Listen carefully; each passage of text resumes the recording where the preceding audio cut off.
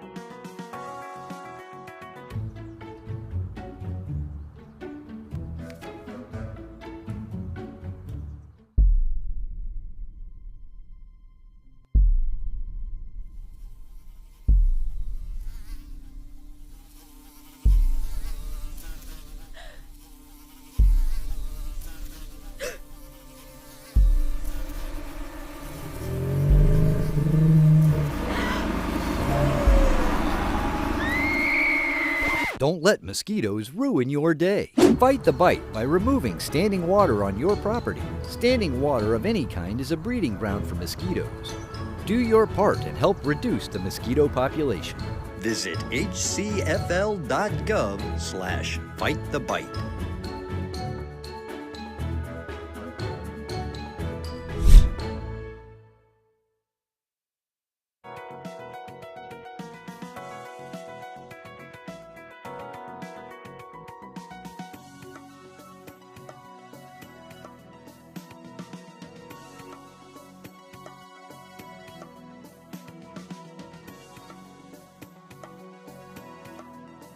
So you have now completed your emergency plan for your family. How about a plan for this family member?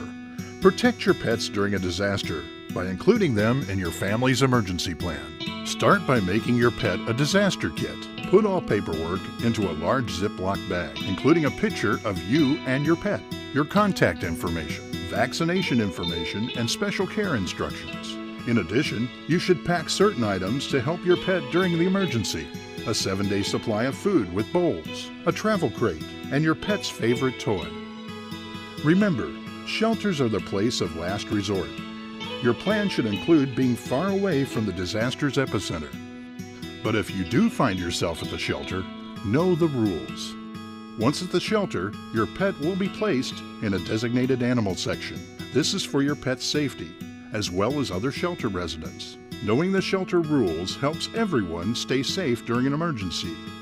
For more information about shelters, their location, rules, and how to get ready for a disaster, go to hcfl.gov/staysafe.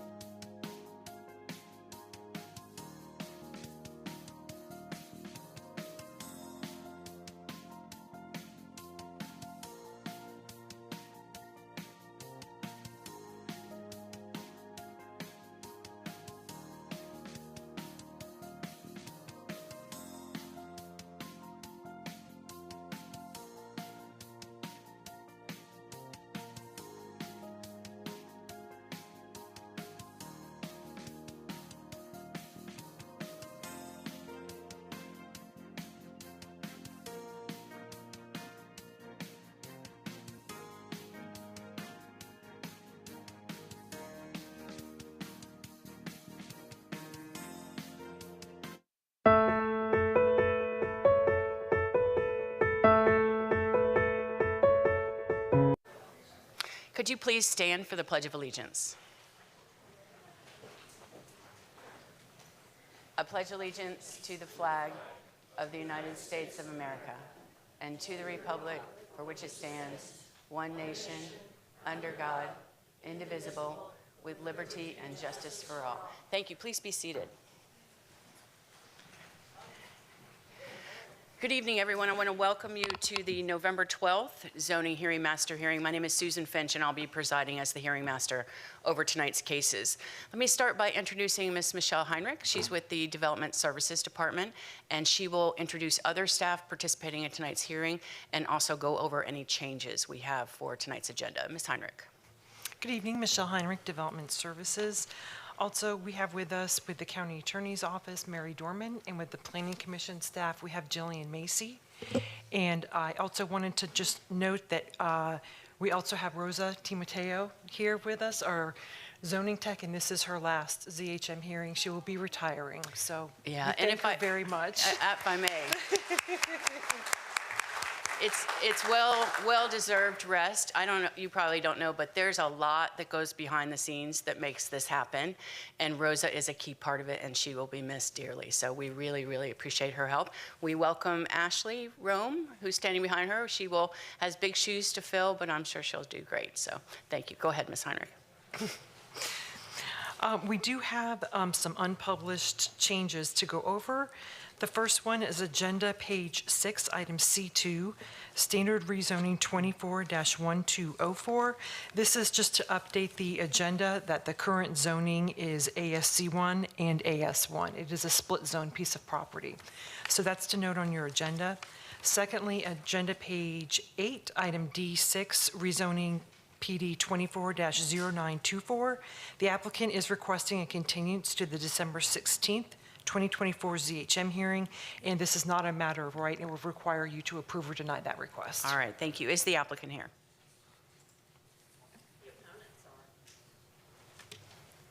Could the opposition speak? Well, I run the hearing, so when we get to that part, I'll call you. Good evening. Hi, yes. Could you give us your name and address, please? Bryce Pinson with Half Associates, 1000 North Ashley Drive, Tampa, Florida. And I'm representing the applicant, and we are requesting a continuance. Can you tell us the reason why you need the continuance? We're working with environmental to just settle some things with EPC and also to set up a neighborhood meeting. All right, so this was the case that has environmental issues, that perhaps there's impacts that weren't approved and so forth. And so you're going to meet with the EPC is the purpose of the continuance, and also the neighbors? Yes. Okay. And so December 16th is the date you're requesting. Is that sufficient for you to get all that done? Yes. All right, thank you. All right, we'll ask for anyone that would like to speak regarding the continuance only, not the merits of the case, but the continuance only. If you'd like to address that, you're welcome to come up. Can you come sign in with me, please?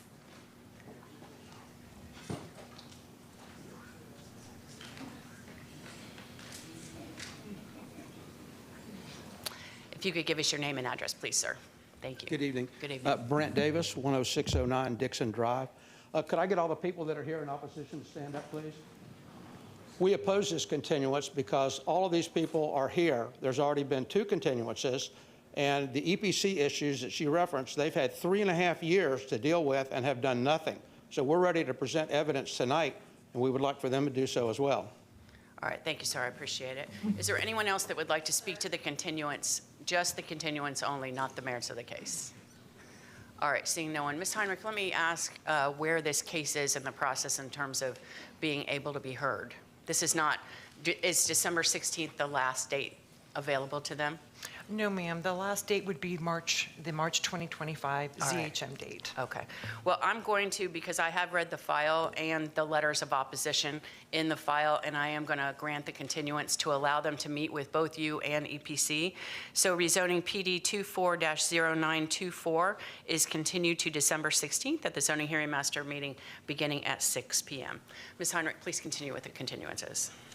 Sure. To begin on our published withdrawals and continuances, the first one is item A1, Major Mud 24-0384.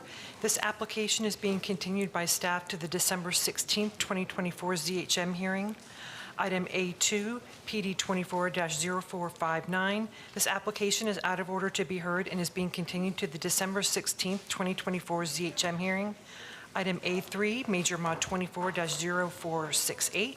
This application is out of order to be heard and is being continued to the December 16th, 2024 ZHM hearing. Item A4, PD 24-0537. This application is out of order to be heard and is being continued to the December 16th, 2024 ZHM hearing. Item A5, Major Mod 24-0788.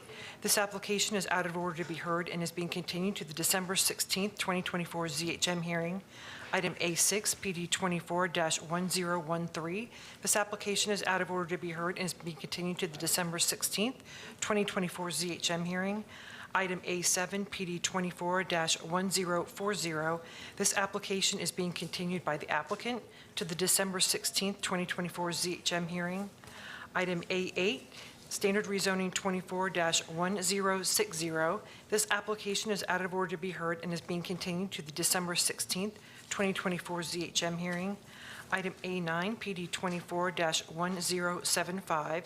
This application is out of order to be heard and is being continued to the December 16th, 2024 ZHM hearing. Item A10, Major Mod 24-1110. This application is out of order to be heard and is being continued to the December 16th, 2024 ZHM hearing. Item A11, PD 24-1116.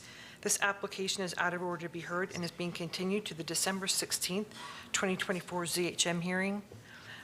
Item A12, PD 24-1135. This application is out of order to be heard and is being continued to the December 16th, 2024 ZHM hearing. Item A13, Major Mod 24-1137. This application is out of order to be heard and is being continued to the December 16th, 2024 ZHM hearing.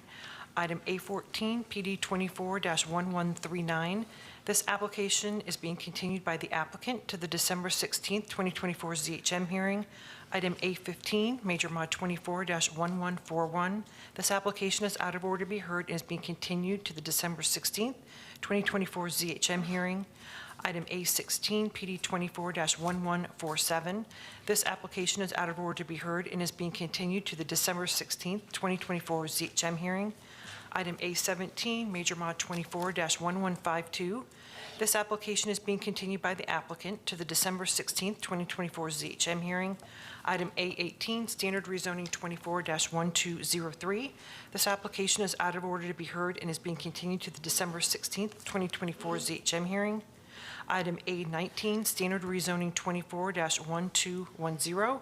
This application is being continued by the applicant to the December 16th, 2024 ZHM hearing.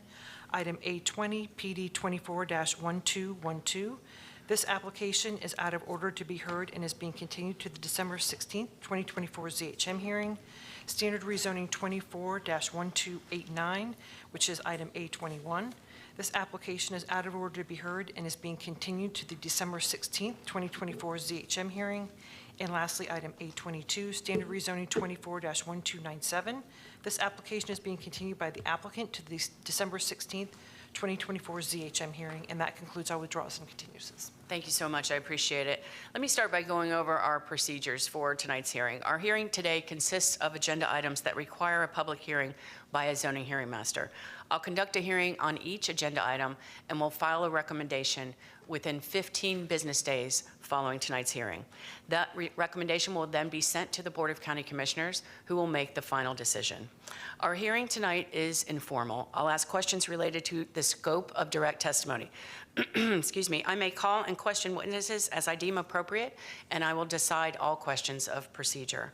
I'll take evidence, but will exclude evidence that is irrelevant, immaterial, or unduly repetitious. Evidence may be presented in written oath, and all testimony must be under oath. Hearsay evidence may be used to supplement or explain other evidence, but shall not be sufficient alone to support a finding by me unless it would be admissible over objections in a civil action. Our order of presentation tonight is as follows. Ms. Heinrich of the Development Services Department will make a brief introduction for each agenda item. We'll next go to the applicant. The applicant will have 15 minutes total to make their presentation, including if they they have witnesses or others that would like to help present their case. Then we'll turn back to the Development Services staff planner that was assigned the case, who will have 5 minutes to discuss the county's findings. Next, we'll go to the Planning Commission. The Planning Commission also has 5 minutes to discuss their findings of consistency with the county's comprehensive plan. Next up, proponents, anyone who would like to speak in favor of an application. Total time 15 minutes. The same is true next when we go to opponents, anyone who would like to speak against an application. Also 15 minutes for everyone combined. We'll circle back to the Development Services Department for 5 minutes to see if they have any questions, comments, or changes based on tonight's testimony. And then finally, the applicant has the last word, 5 minutes for rebuttal to address any items they'd like regarding the hearing that we've had. That time frame, I think with that case continuing, probably won't be an issue for proponents or opponents, but just in case, if there are several people that would like to speak either in favor or against, I'll ask for a show of hands. We have people participating virtually tonight as in addition to those that are in the room. So I will get a show of hands for who would like to speak, and then we will divide that 15 minutes as equally as we can to give everyone an opportunity. When you speak, if you could start by giving us your name and address for the record. We are recording this hearing, and we want to make sure that we have everyone's information correct. If you're in the room and you come to speak and you conclude your remarks, if you could see Allison, she's at the end of the dais. Raise your hand, Allison. There she is. She's with the clerk's office, and she is also keeping a log. So when you're done speaking in the room, if you could see her, sign in with your name, address, and the case number to which you spoke. Now let me ask Ms. Dorman of the County Attorney's Office to provide you the legal requirements which govern your participation at the Board of County Commissioners meeting. Ms. Dorman. Good evening. Tonight's public hearing is the first step of a two-step rezoning process. This hearing is the time for rezoning applicants and interested parties to present evidence and testimony. Any evidence presented tonight will become part of the complete factual record for each application, and no additional evidence can be introduced after the closing of each application. The second step of the rezoning process is a public meeting before the Board of County Commissioners, where the board will make a decision on each application heard tonight. Tonight's applications are scheduled to be heard by the board at its January 7th, 2025 land use meeting, unless a different date is stated by staff. When considering applications, the board will only review the record and the recommendation made by the land use hearing officer for each application. The land use hearing officer will file a recommendation for each application heard tonight by December 5th, 2024. The Board of County Commissioners has established a policy that directs which rezoning and major modification applications are to be placed on the consent agenda of the board's land use meeting. Applications that propose to add density outside the urban service area, applications that are on roadways with a failing level of service are not qualified for placement on the consent agenda. Applications that do not have consistent recommendations of approval or denial are also not qualified to be placed on the consent agenda. Finally, applications that have had evidence or testimony provided to the record by non-applicant parties of record either prior to or at tonight's public hearing are not qualified for placement on the consent agenda. The board will allow testimony by any party of record at its public meeting to consider the land use hearing officer's recommendation for any item on the regular agenda. Testimony by a party of record shall be limited to the record of the proceedings before the land use hearing officer unless additional evidence has been found admissible in accordance with section 10.03.04D of the Land Development Code. A party of record is an individual who fits into at least one of the four categories. One,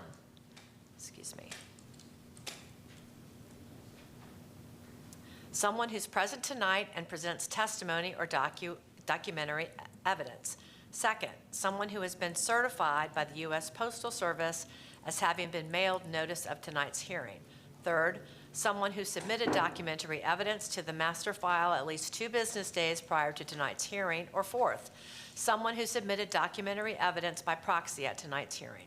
The content of oral argument before the board shall be limited to the content of the testimony and other evidence submitted verbally or in writing to the land use hearing officer.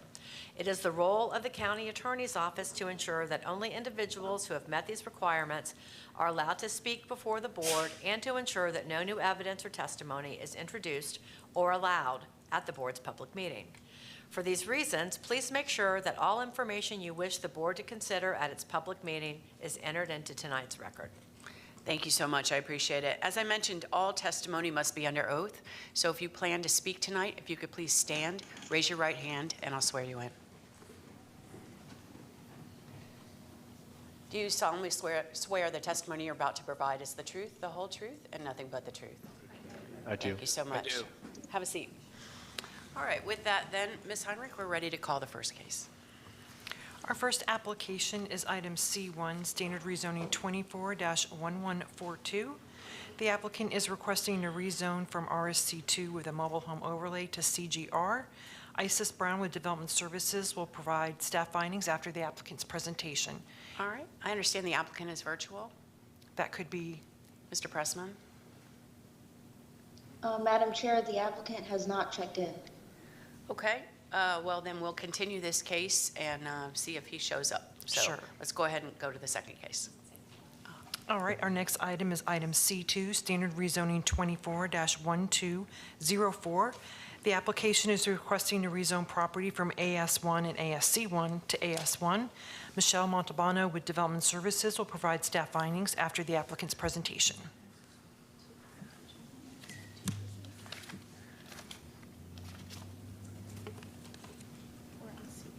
Which one is the top one? The second one. The second one, okay. But I'll move the other one later too.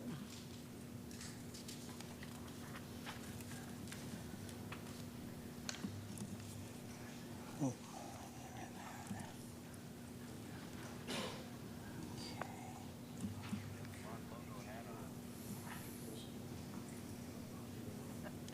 I'm going to give you your drive back. Hang Or on a I need second. the other one for later too. Okay, you need the second one also? Yeah.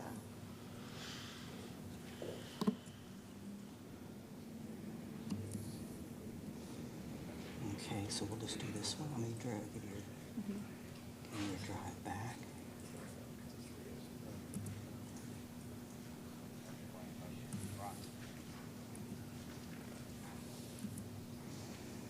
Okay, there's the drive. Let me get you over this.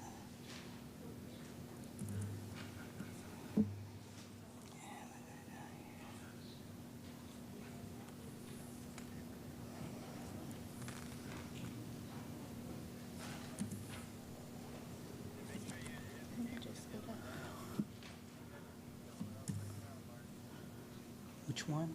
I think you can just hit beginning. This one here?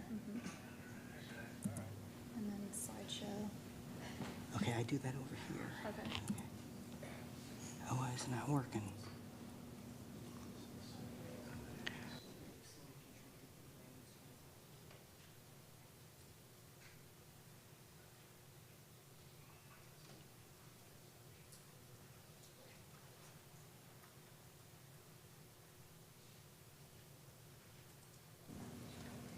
Does that work?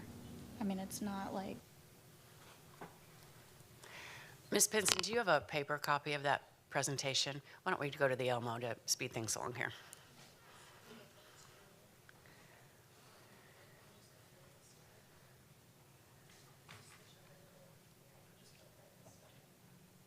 Ah, I see it.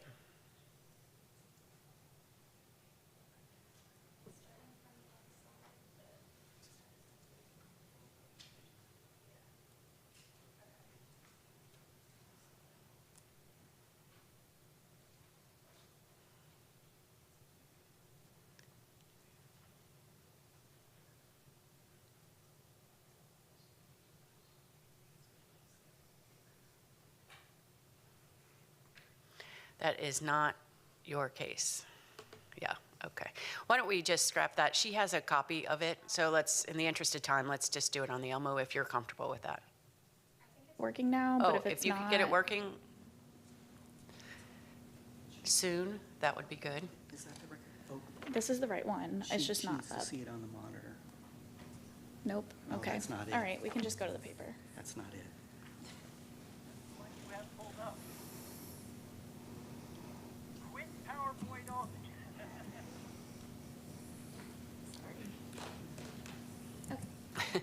Okay. The old-fashioned way works sometimes. Okay. That's okay. Can you give us your name and address, please, before you start? Bryce Pinson with Half Associates, 1000 North Ashley Drive, Tampa, Florida, 33611, here you so representing much. the applicant. Sorry, I didn't print these like full slides, but That's okay. so this site is located off of Gun Highway in Odessa. It's within the Keystone Odessa Community Plan area in the rural service area. It is 2 parcels about 0.61 acres each, and they are both legal non-conforming lots.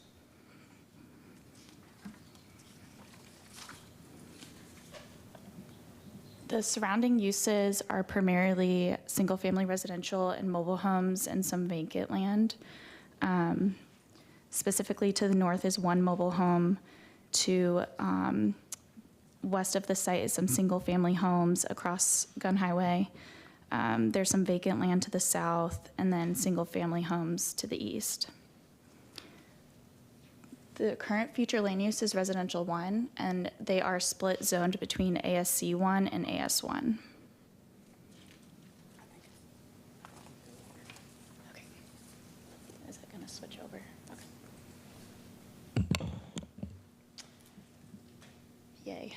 Okay, so the request is to rezone the lots to AS1 to allow for mobile home units. The site will follow the required setbacks of the AS1 zoning district. There's no variations that are requested as part of the rezoning. They were each deemed legal non-conforming lots in 2006, as I mentioned before. I actually have these letters to add into the record as well. Planning staff has found the request consistent with the future land use element and the livable community element of the Keystone Odessa Community Plan. Development Services has found the request approvable, and there's been no objections from reviewing agencies. So I'm here if you have any further questions. I do. Okay. There's a comment in the staff report that says the applicant proposes to combine the lots after the rezoning. So, 1, is that true? That will depend, because there's a large wetland to the south that may restrict what can be on that southern lot. Right now, the owner is only looking to put 1 mobile home unit across the 2 parcels. So because of the wetland, they may just have to combine them to place the mobile home kind of across both lot lines. So right now, that is the plan. Okay, but, so that was my second question. So the goal is to have 1 mobile home through this process? Correct. Okay.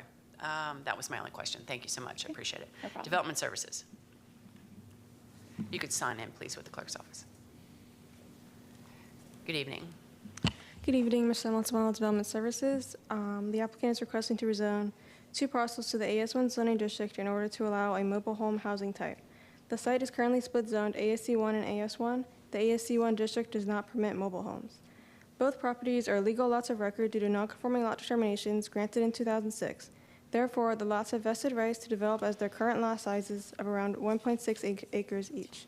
Due to the NCL certifications, the rezoning request was permitted to move forward for the AS1 district, notwithstanding the 1 acre minimum lot size in the district. The NCLs also grant the lots vested rights for the use of septic, notwithstanding the 1 acre of upland requirement in a wellhead resource protection area. The applicant proposes to combine the lots after the rezoning, but due to the non-conforming lot status, the parcels can remain separate as well. Staff finds the rezoning supportable. The site is in the Keystone Odessa area and the rural service area. The parcels are surrounded from the north, west, and south by agricultural zoning districts, either AS1 or ASC1. The rezoning from ASC1 to AS1 will only change the allowance of mobile home housing type. All other land development standards will remain the same. There are several parcels in the nearby vicinity to the east currently occupied by mobile home residences. Due to these considerations, staff finds the rezoning compatible with their surrounding area. I'm available if you have any questions. Just one. There are 3 letters, but 2 letters in the county's file in opposition. There are 3 total. And 2 of them talk about the property being in the wellhead protection area. So I just wondered if you can confirm that, given the acreage and upland acreage on this property, that they can meet those requirements for the 1 mobile home.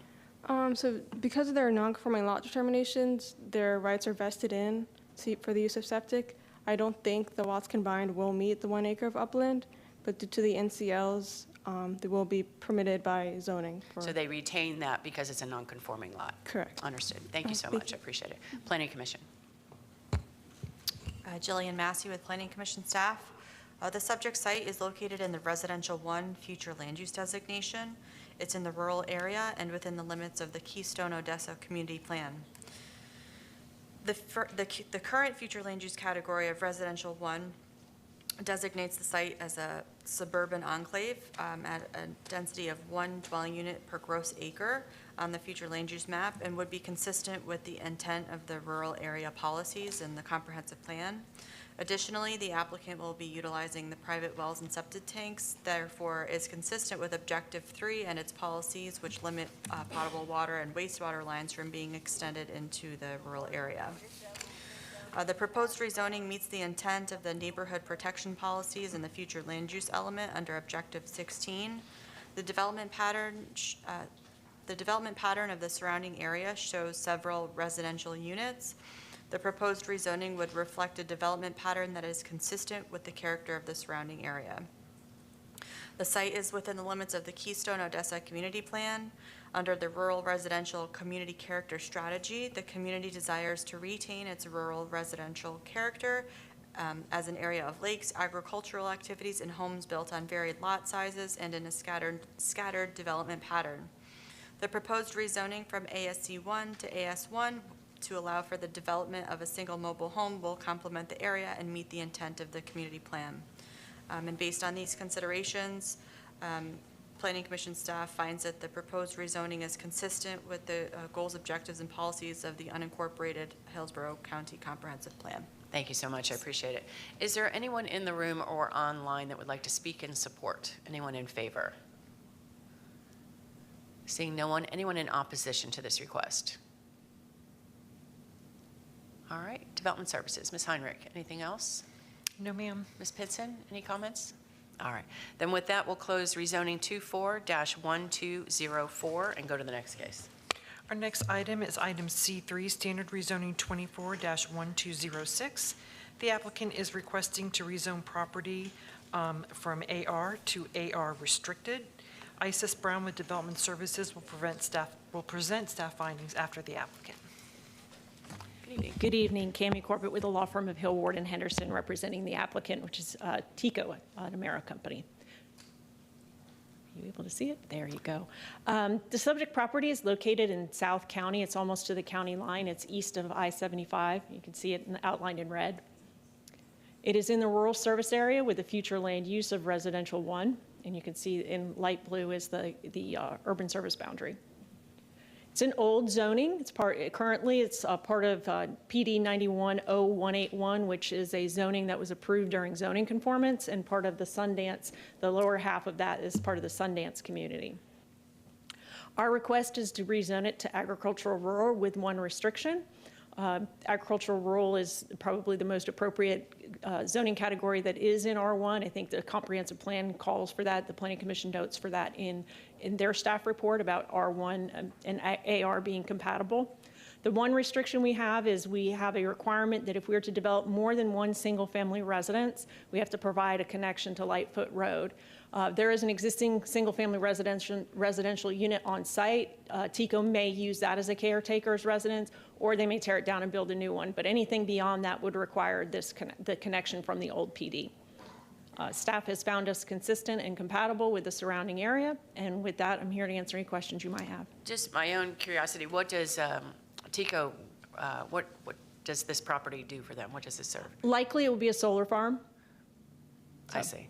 Okay, so, and that's the reason to rezone out of the PD? Yes, that's the reason, and we have a companion PRS to take ourselves out of the PD. Okay. But yes, that's the general purpose for that, and that's typically how TICO entitles their solar farms is AR, agricultural rural. I see. All right, thank you so much. Don't forget to sign in. Development Services. Good evening.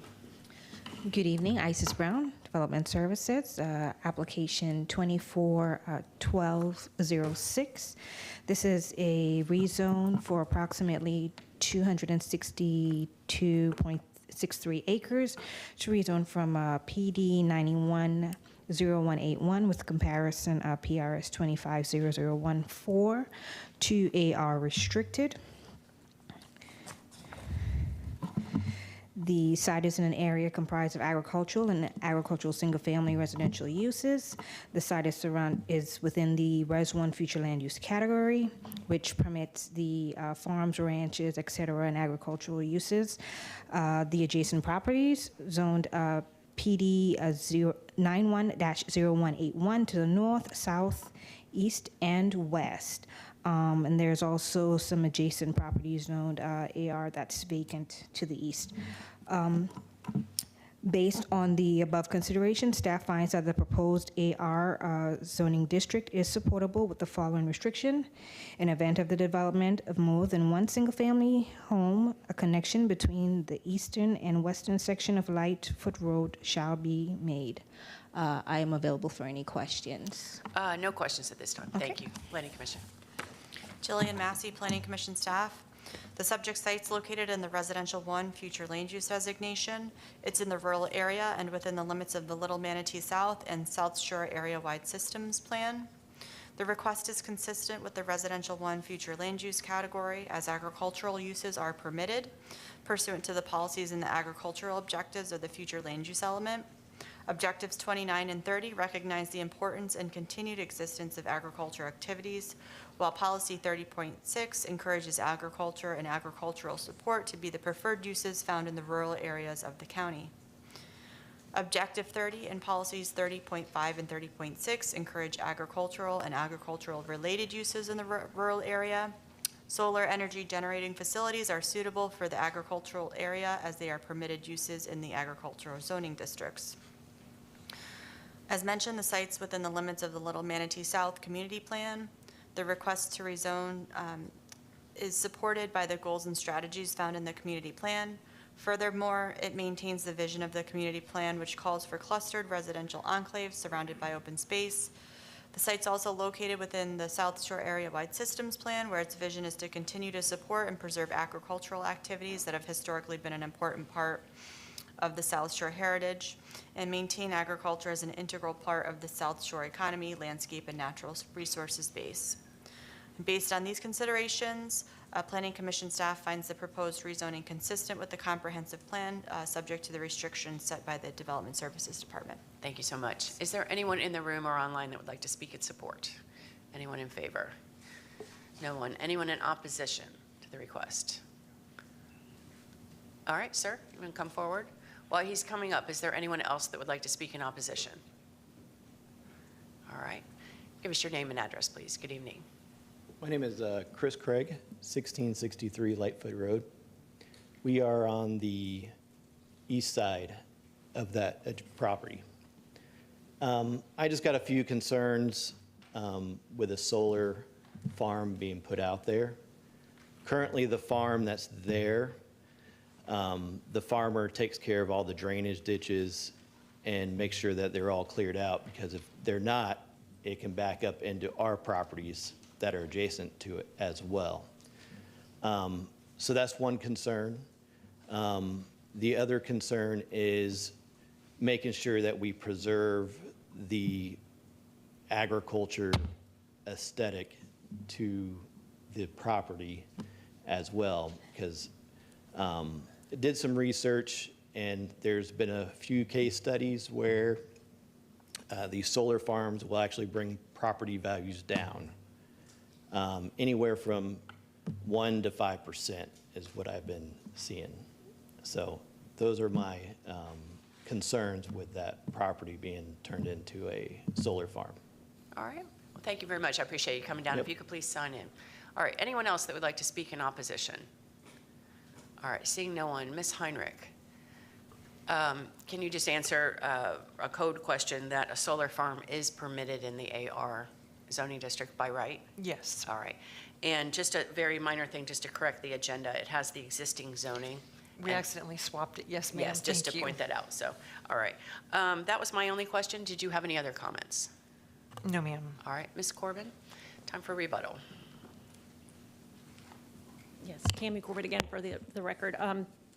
This gentleman and I have been emailing and have heard his concerns. Obviously, with respect to drainage and keeping up the property, TECO will have to keep the property in compliance with Land Development Code regulations, SWIFT-MUD regulations. Also, with respect to the lowering of property values, the gentleman's provided me with a study, which I don't think he's placed into the record, but from the University of Rhode Island. And while that did find that there was some minor lowering of values in urban areas, that there was effectively zero reduction in property value in the rural area. And I've got into the record this publication from American Clean Power that cites to that study and also cites to several other studies that say that there's no effect on property values. So I just wanted to put that in the record. Okay. Does that conclude your remarks? Yes, it does. All right, thank you so much. Then with that, we'll close Ms. rezoning. Finch? Yes. I'm very sorry to interrupt sure. you. Just to, while it's still permitted, I also just want to clarify for the solar farms. Yes. It's permitted in AR, and it does require conditional use, and many of those are size requirements, how it's to be installed, things of that nature. So if they were to develop it as a solar farm, they would have to come back and apply for a conditional use application? It would most likely be reviewed at the time of site development. I see, and that would be administratively? Yes. All right, thank you. I appreciate that clarification. Then with that, we'll close rezoning 24-1206 and go to the next case. Our next item is item D1, Major Mod 24-0368. The applicant is requesting a major modification to PD 91-0123. Tanya Chappella with Development Services will provide staff findings after the applicant's presentation. All right, good evening. Good evening, Ms. Smith. Ms. Finch, I'm sorry. Thank you, Ms. Finch. Todd Simi, P.O. Box 191, Gibsonton, Florida 33534. I'm here representing the applicant, Mariella Silva, and her daughter is here. She's not a public speaker, but I will have her stay in the record after she beats me up. Okay, let's get down to it. This is our property here. I had the gentleman with the Elmo just to show a couple of things. Here we go. This is the front of the house. This is an existing house. This right here is an existing PD, just for the record, okay? So I want to let you know, as you see the front of the house here, this is the lighthouse, okay? And these documents are here. So here, this is... Mr. Simi, when you go over, could you just bring the microphone with you so you stay on the record? There we go. Yeah. So this is the approved PD. As you'll see here, in 1991, this is the date. This is the same property, okay? This right here is this PD. This is the same property cut in half, okay? And this is what we have here. So as you look right at that, okay, we have this driveway right here, okay? This is our property. This was cut in half right here. This is 7413 South Riverview Drive. This is the applicant, right here, the house that you showed. And this is our driveway, which is on our property. Mosaic owns the property right next door. Hence, the issue at hand when we were going through review and things like that was that the surveyor, okay, go ahead. The surveyor showed it here in the beginning, and our property line came actually over here, but it was found by staff in the county that this is our property line, the red line, and we own this driveway. We're not interfering with Mosaic's driveway. This is the owner's driveway. Do you understand? Okay, you with me? I am. All right. So that was a big contention as we were going through, because the staff didn't find the 86 approved PD till later. Now, all we are trying to do, Your Honor, here is we're adding for this is an owner occupied, so the mother and daughter live on the property. They live in the front of the house, okay? And again, this is a 2-lane road to 78th Street. We have given the county the preservation of right-of-way, which is about 30 feet. So in the future, the county is going to take about 30 feet of our 47 and leave us like 17 feet of frontage, and we have no problem with that. We have no problem with addressing the apron in the front, which is on our property here. You come through here, they live here. This is a 900 square foot permissible accessory dwelling unit with storage over here, but the 900 is the max. And then you come through here, and this is open storage area. This is their business, okay? And you cannot park vehicles there without coming to the county to modify the existing PD. So that is why we're here today. This is the driveway. Right here, you'll see our fence. We're going to modify that to meet code. This is our roll gate. You come in here and you park in there, okay? So this, again, just to give you a sense, this is our side backyard. This is Mosaic. This is their 200-foot berm. Never had a problem with Mosaic. Mosaic has never, they've been cool. We've been cool. We get along great. They love us. We love them so far. Nobody's called and said, hey, Mr. Simi, we're cool. I don't think I have anybody object except those who are here to support tonight, but you never know. Okay, then again, this is the side of our rear, and then this is the other 200-foot berm in the back of our property, Mosaic again. So this is what we're looking at in our rear of our property, okay? So our request again, Your Honor, is to go ahead and allow this to be open storage. We've asked them for some variances. We understand transportation had some concerns or this and that, okay? But we were able to work through them, and then I'll answer any questions and go from there. Go ahead. Thank you. So a couple things. One is the accessory dwelling or the accessory structure there. Is it existing? No, ma'am. Okay. And you're committing to whatever the maximum size is by code. I think you mentioned it's 900 square feet? Yes, ma'am. All right, because the staff report says that the proposal for the accessory exceeds the code requirement. It did, I saw that, and then I don't know if they were counting, this is 900 square feet for the accessory dwelling, and we had something for storage, but if there was any confusion there, this would just be like a concrete slab with, just be able to put things outside. It's not enclosed, it's not air conditioned, so we are agreeing to the 900 square foot max accessory. Okay. Next question is, Yes, what ma'am. are you actually storing? What is the open storage for? We're going to have outside vehicle trucks or cars or outside storage of vehicles. And you said this is their business? What Yeah. is that? What do they do? They have a trucking company, but you can't legally park trucks over there without coming to you guys first. And what size trucks are we talking about? Different, mostly trucks.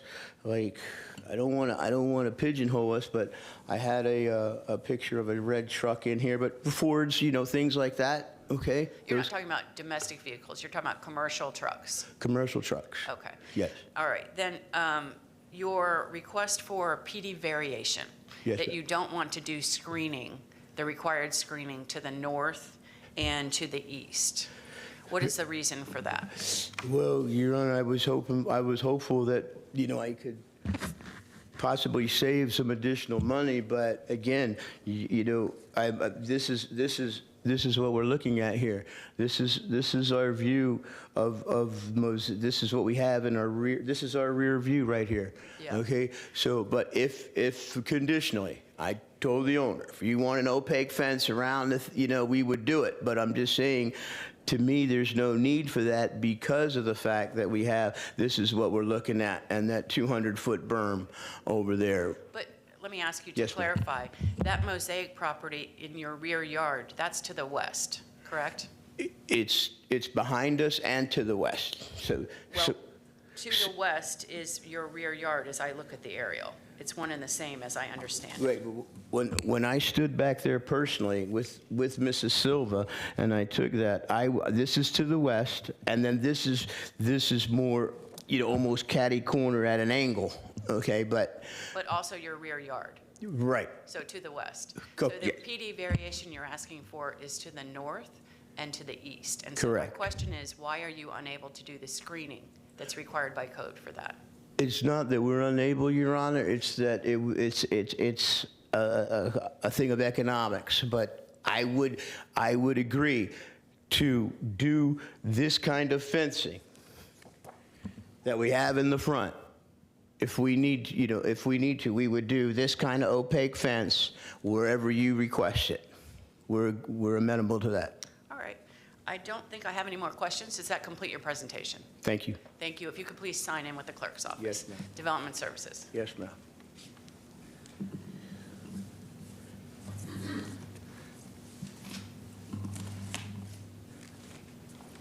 Good evening.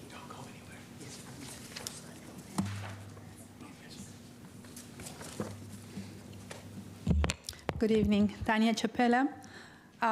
So the existing PD is 910123. Sorry, Tanya Chapela Development Services. It's comprised of 2 parcels, and it was approved in 1991 to allow for 2 mobile homes units in the northern property and 1 single-family conventional house in the southern parcel. The applicant requests modifications to the southern property area to retain the single-family conventional home, adding an accessory dwelling and open storage uses.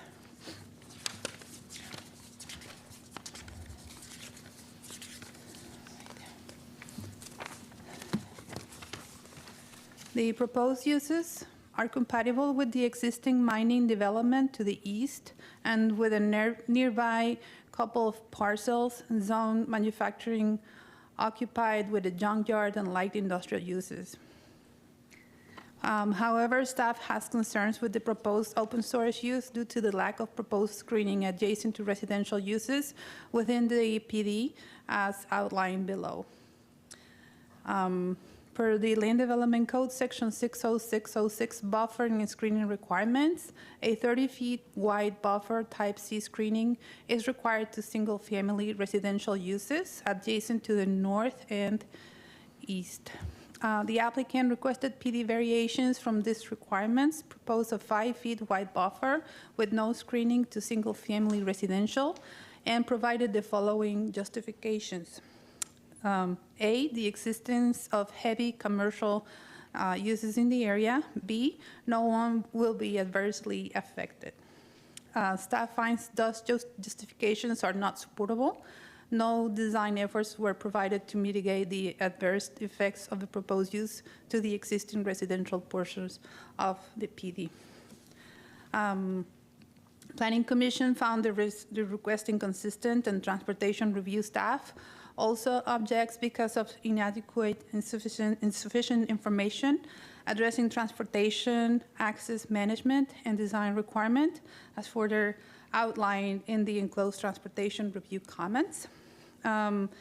Also, following the previous conversation, the proposed accessory dwelling units exceeds the maximum size for accessory dwelling.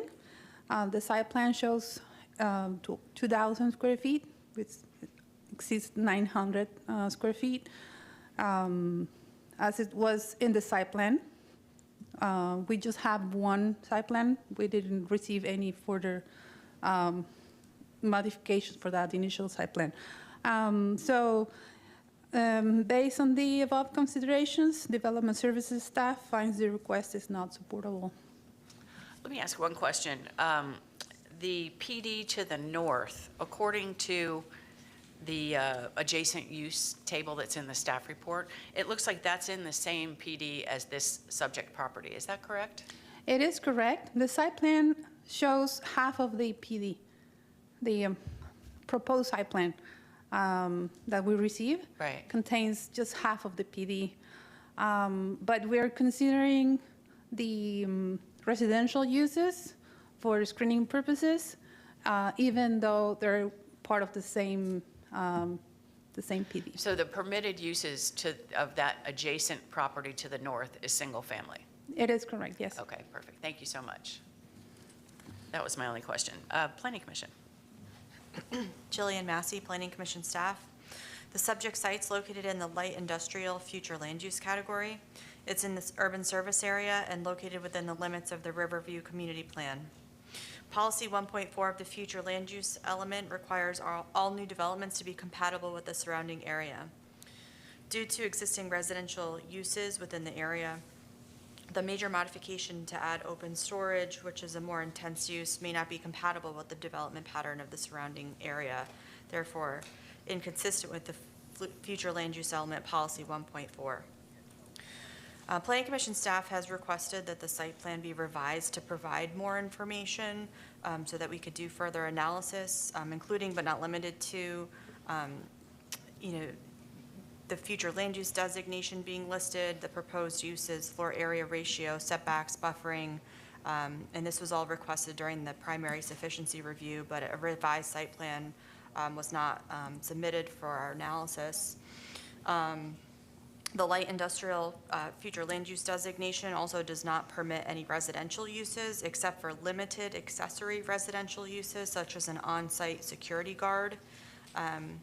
The subject site currently has an existing residential and proposes another accessory dwelling but does not specify for what purpose.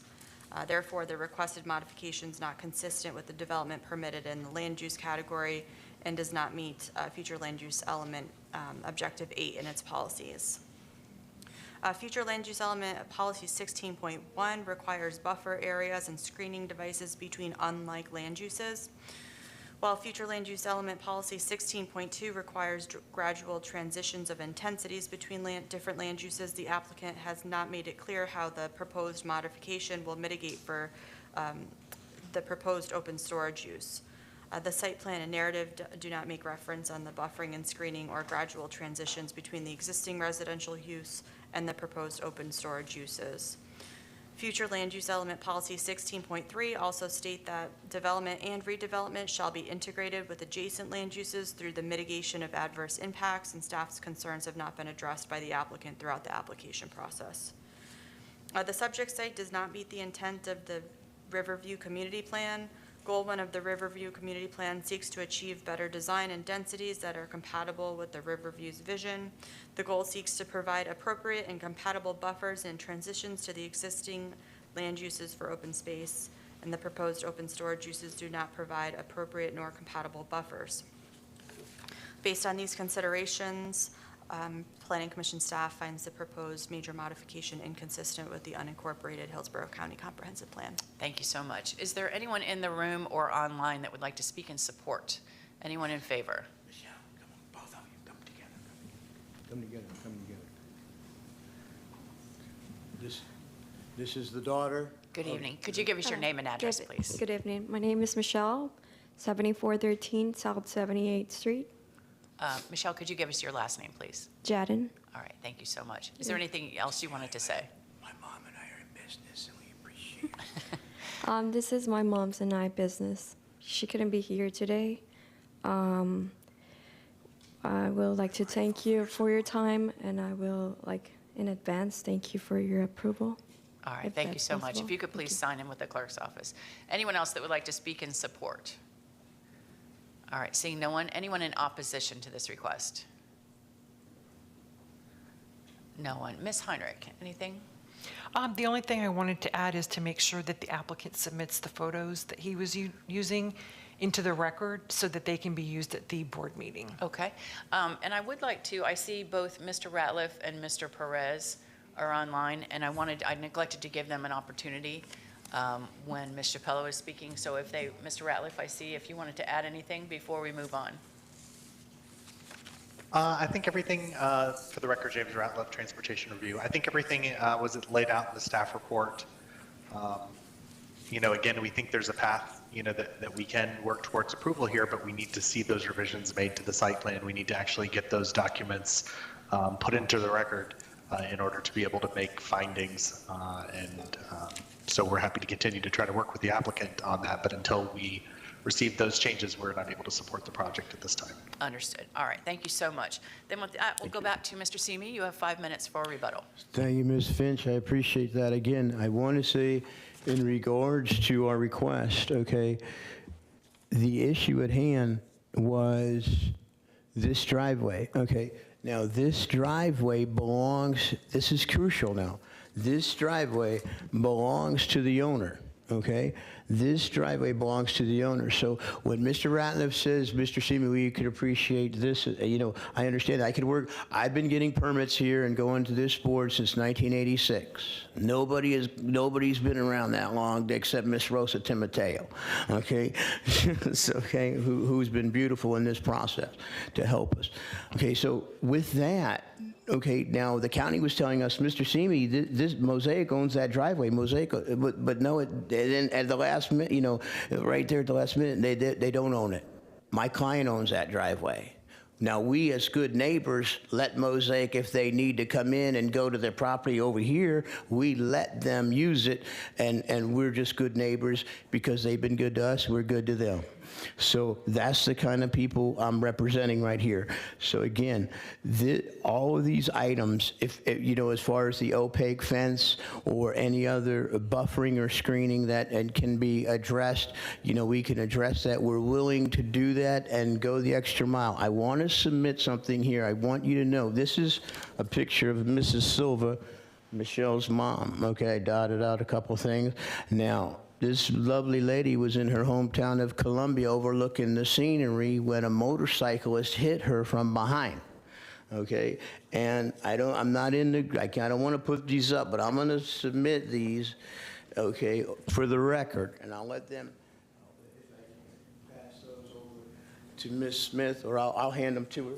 No, you hand them to her as the clerk. Yeah. Okay, because I'm not into horror movies or anything, but this, you know, this is what this beautiful woman, when she was overlooking Columbia and the motorcycle hit her and she went down, that she's having back surgery today, and that's why her daughter's here. Okay, so I'm just saying, her whole life, their whole life is invested in this property, okay? And we are bent over backwards for the county with everything that we can do. We're willing to work with them, okay? We're generating less. My engineer of record, Jamal Nagamya, has been with the FDOT for 20 years as an engineer. So he's not from New York or San Francisco or anything else. We're going to generate less than 50 trips a day. So at the end of the day, as someone who's permitted billions of dollars of projects through Hillsborough County, and I've paid the fees, okay, to Hillsborough County, okay, I respectfully,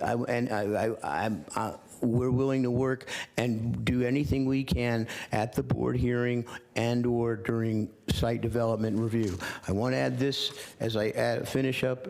This is the Lighthouse Gospel Mission, which is about 1,000 feet to our left or so, maybe a little bit longer. As you know, that this property was owned by, the lighthouse was started by Ray Leonard. Our property is Earl Leonard, and our property is Ray Leonard, okay, that had this property back here when this rezoning. Here it is. If you could read it, we approve of the request in the entirety at 7413 South 78th Street as to the back of the property for outside storage in a 900 square foot accessory dwelling. Tony Samuels, pastor of Lighthouse Gospel Mission, which was started in 1964. These are the kind of people that we're working with. These are the kind of people that we're dealing with.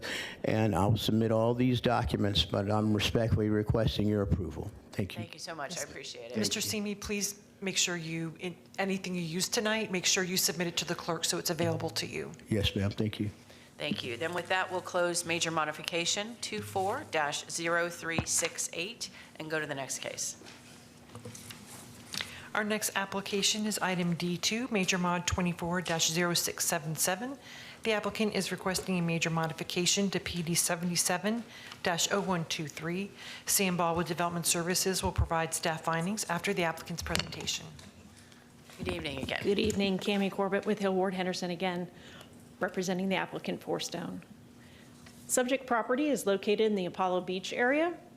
You can see it's west of US 41. You can see a close-up here.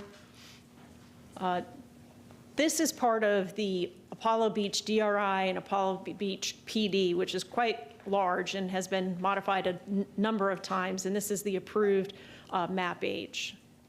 This is proposed map H with the modified area in orange, This is a close-up of that. You'll see we're modifying pockets 105, 72, 70A, and a small portion of 70B. We are requesting a maximum of 130 single-family detached units with associated private docks for residents only. We are already permitted to up to 130 residential units on this property. According to the current approval, we're allowed single-family detached and single-family attached in these pods. We're removing that single-family attached option as part of this modification. We are also permitted a yacht club. And that yacht club is not a defined use in the Land Development Code, but it would be a private club, but it would be a club that could be open to membership that would be outside the community, and we are also eliminating that use. We are providing enhanced buffering and screening. We're adjacent to existing single-family residential units. I'll show you this exhibit. So this exhibit in red is the outlines of the shape of the existing pockets. What you see in green is either areas that are designated on the site plan as undisturbed, or along the sort of the property lines, you'll see our buffer. We have a 70-foot natural buffer where I guess that's sort of the north. It's kind of angled, so it's hard to do, but at the top. And then along the bottom on the southern side, we've got a 30-foot type B buffer that we're providing where none would be required. And there's also an easement on the other side. So there's about 60 feet on that side. So we're providing a significant buffer there. If you look on the aerial along that southern property line, at first it looks like maybe there's existing mature vegetation there, but actually there's not.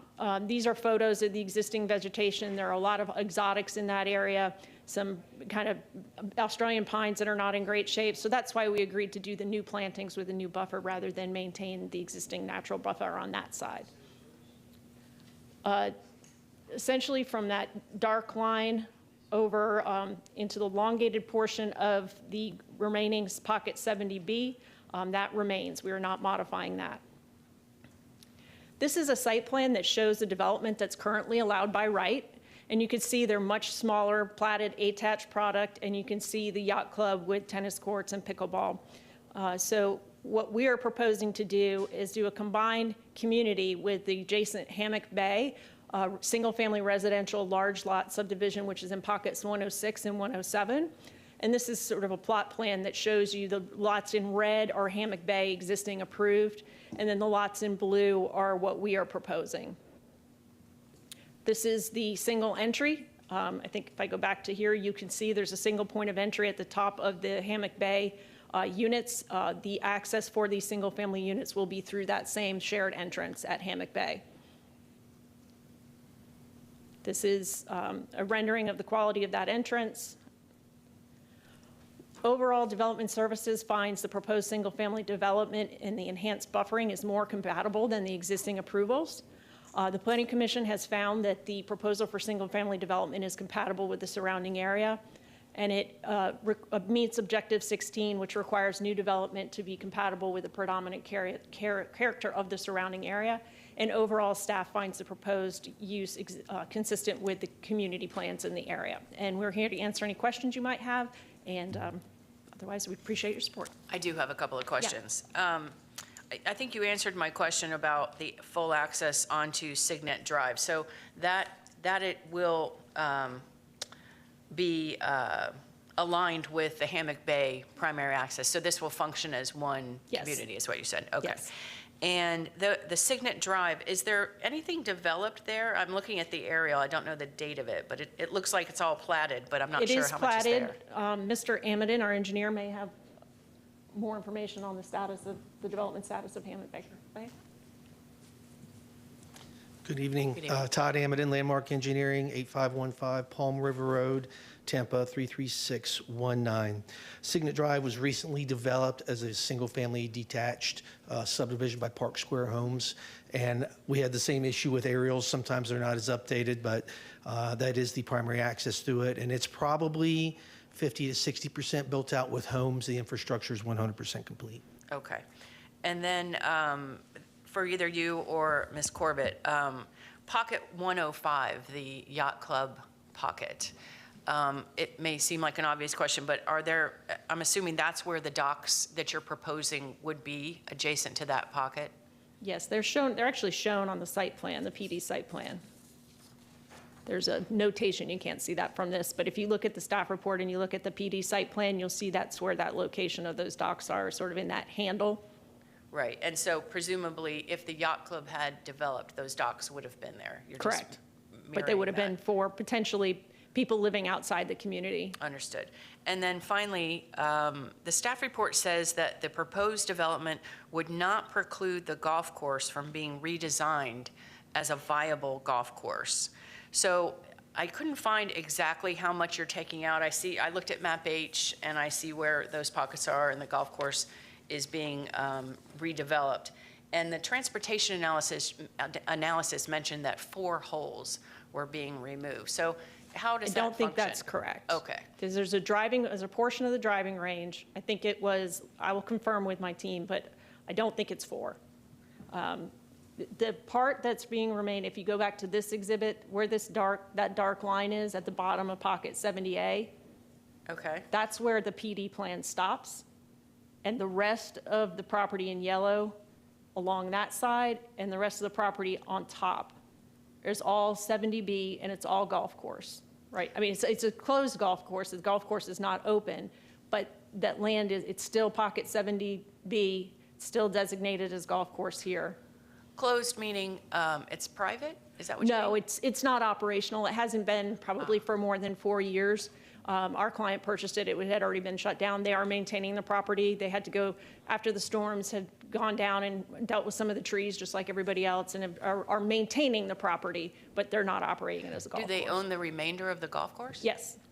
So they're only choosing to develop this portion? Right, the portion that is already with entitlements. So we're basically trying to create a development pattern that's more consistent with the surrounding area, which we wouldn't be able to do if we were constrained to that skinny pocket 70A. So we would be looking at single-family attached product there, and we just didn't think that was as compatible as the single-family development.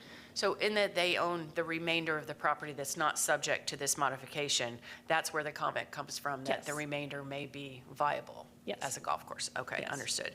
I think that's my end of my questions. Thank you so much, I appreciate it. Development Services.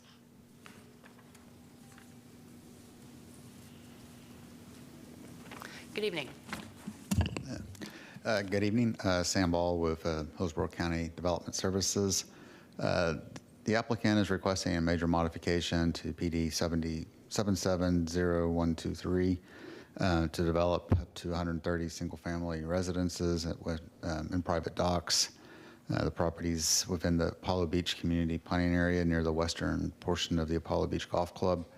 It is also located in the Apollo Beach DRI, which is being modified concurrently through DRI modification 25-0026.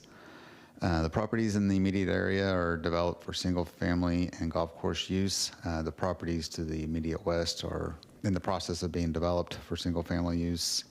The property has access to Tampa Bay through the abutting canals. If this modification is approved, the changes would include removing the Florida traditional design concept requirements, removing the yacht club use, and removing single-family attached uses from the modification area. The modification would also allow for adding a portion of the golf course to pocket 70A to increase the area for single-family development, and would also specifically allow for the private docking facility. The development requirements would include a 70-foot natural buffer to separate the development from the existing residential to the east, a 30-foot buffer with type B screening to separate the development from the single family that's being built to the immediate southwest, which would also abut another 30-foot buffer, so the total separation there would be 60 feet. The general development plan would also include 2 undisturbed areas that would be limited to stormwater facility use. The buffers in the 2 undisturbed areas would also be required to be platted as HOA tracts to be maintained by the HOA. The single-family development standards would limit residential family to the 130 detached dwellings with at least 8,100 square feet per lot and a minimum width of 60 feet, a maximum building height of 35 feet. The application does not include waivers or modification to the LDC requirements. And then to prevent a precedent for redeveloping the rest of the golf course, the applicant also confirmed that constructing the proposed development would not prevent the golf course from being redesigned to function as a golf course. Based on the use, the design requirements, the surrounding zoning and development pattern, staff finds the request compatible with the area and approvable subject to conditions. Thank you so concludes much. my report. Appreciate Thank it. you. Hey, thank you. Thank you. Planning Commission. Jillian Massey with Planning Commission staff. The subject site is located within the Residential 6 future land use designation. It's in the urban service area and within the limits of the Apollo Beach Community Plan and the South Shore Area-Wide Systems Plan. Policy 1.4 of the future land use element requires all developments to be compatible with the surrounding area. The subject site is currently a golf course, and the proposed major modification is to reconfigure single-family residential, which is compatible with the existing single-family residential character of the area. The proposal also meets the intent of future land use element objective 16 and its accompanying policies, which require new development to be compatible with the surrounding neighborhood. In this case, the surrounding land use pattern is mostly single-family. Therefore, the proposed residential use will complement the surrounding area. The site's also in the coastal high hazard area. According to policy 10.11 of the future land use element, development proposals within the coastal high hazard area shall provide adequate data during the site plan review to assess the impacts of the proposed development upon the existing infrastructure. And the major modification has met the intent of that objective. Finally, the site's within the limits of the Apollo Beach and South Shore Area-Wide Systems community plans. The proposal meets the intent of both plans. Goal 2 of the Apollo Beach plan encourages a range of housing choices. Goal 1 of the economic development objective of the South Shore Area-Wide Systems plan recognizes development patterns, compatibility, design, and form. Therefore, the proposed reconfiguration of the lots in the major modification will be compatible and meet the intent of these community plans. And based on these considerations, Planning Commission staff finds that the proposed major modification is consistent with the unincorporated Hillsborough County Comprehensive Plan, subject to the conditions proposed by the Development Services Department. All right, thank you so much. Is there anyone in the room or online that would like to speak in support? Anyone in favor? No one. Anyone in opposition to this request? No one. Ms. Heinrich? Anything else? No, ma'am. All right. I just wanted to confirm there was a letter in opposition in the record from someone that lives on or owns property on Signet Drive regarding traffic. So I do see the traffic analysis, and I just wanted to confirm something. So Mr. Ratliff or Mr. Perez, I just have a quick question. Good evening, Madam Zoning Hearing Master. Richard Perez for the record. Good evening. I just wanted to confirm on the record that your analysis and your agency comments shows that there is an actual reduction in the number of trips generated based on what's approved for this property as compared to what the modification proposes. Is that correct? Yes. So the analysis took into consideration the residential component as well as the golf course. There was an estimate on approximate golf course holes. With the proposed changes, there would not be a golf course within this modification area that would have direct access to Signet Drive, leaving just the residential portion. As a result, the net is a decrease in the worst case scenario using those land uses that are proposed. All right, that was my only question. Thank you so much. I appreciate it. Then we'll go back to Ms. Corbett. You have 5 minutes for a rebuttal. Cami Corbett again for the record. We think it's portions of 4 holes, one entire hole, and then portions of 4 holes is what is impacted, just to clarify. And we do have some letters of support I'd like to place into the record as well, including one from former zoning hearing master, Mr. Scorola. Thank you so much. With that, we'll close. All right, no further comments from me. So we'll close major modification 24-0677 and go to the next case. Ms. Finch, we've been advised that the applicant for item C1 is now available and is attending virtually. If you'd like to take up that one? Yes, I think we should, because I did see that there was someone signed up to speak in opposition, and they aren't in attendance. I believe they're signed up to be in person, so it would be appropriate not to make them wait any longer. Okay. So we'll go back to the very first case. And that would be item C1, standard rezoning 24-1142. The applicant is requesting to rezone property from RSC2 to CGR restricted. Isis Brown with Development Services will present staff findings after the applicant's presentation. All right. Good evening, Mr. Pressman. Good evening. I'd like to share my screen, please.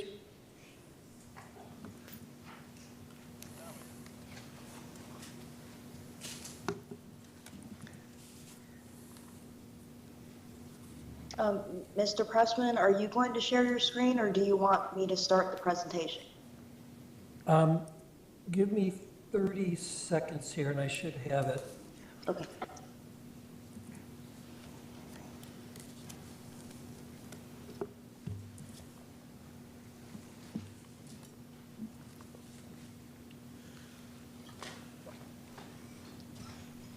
Okay, that should work now. Okay, yeah, here we go.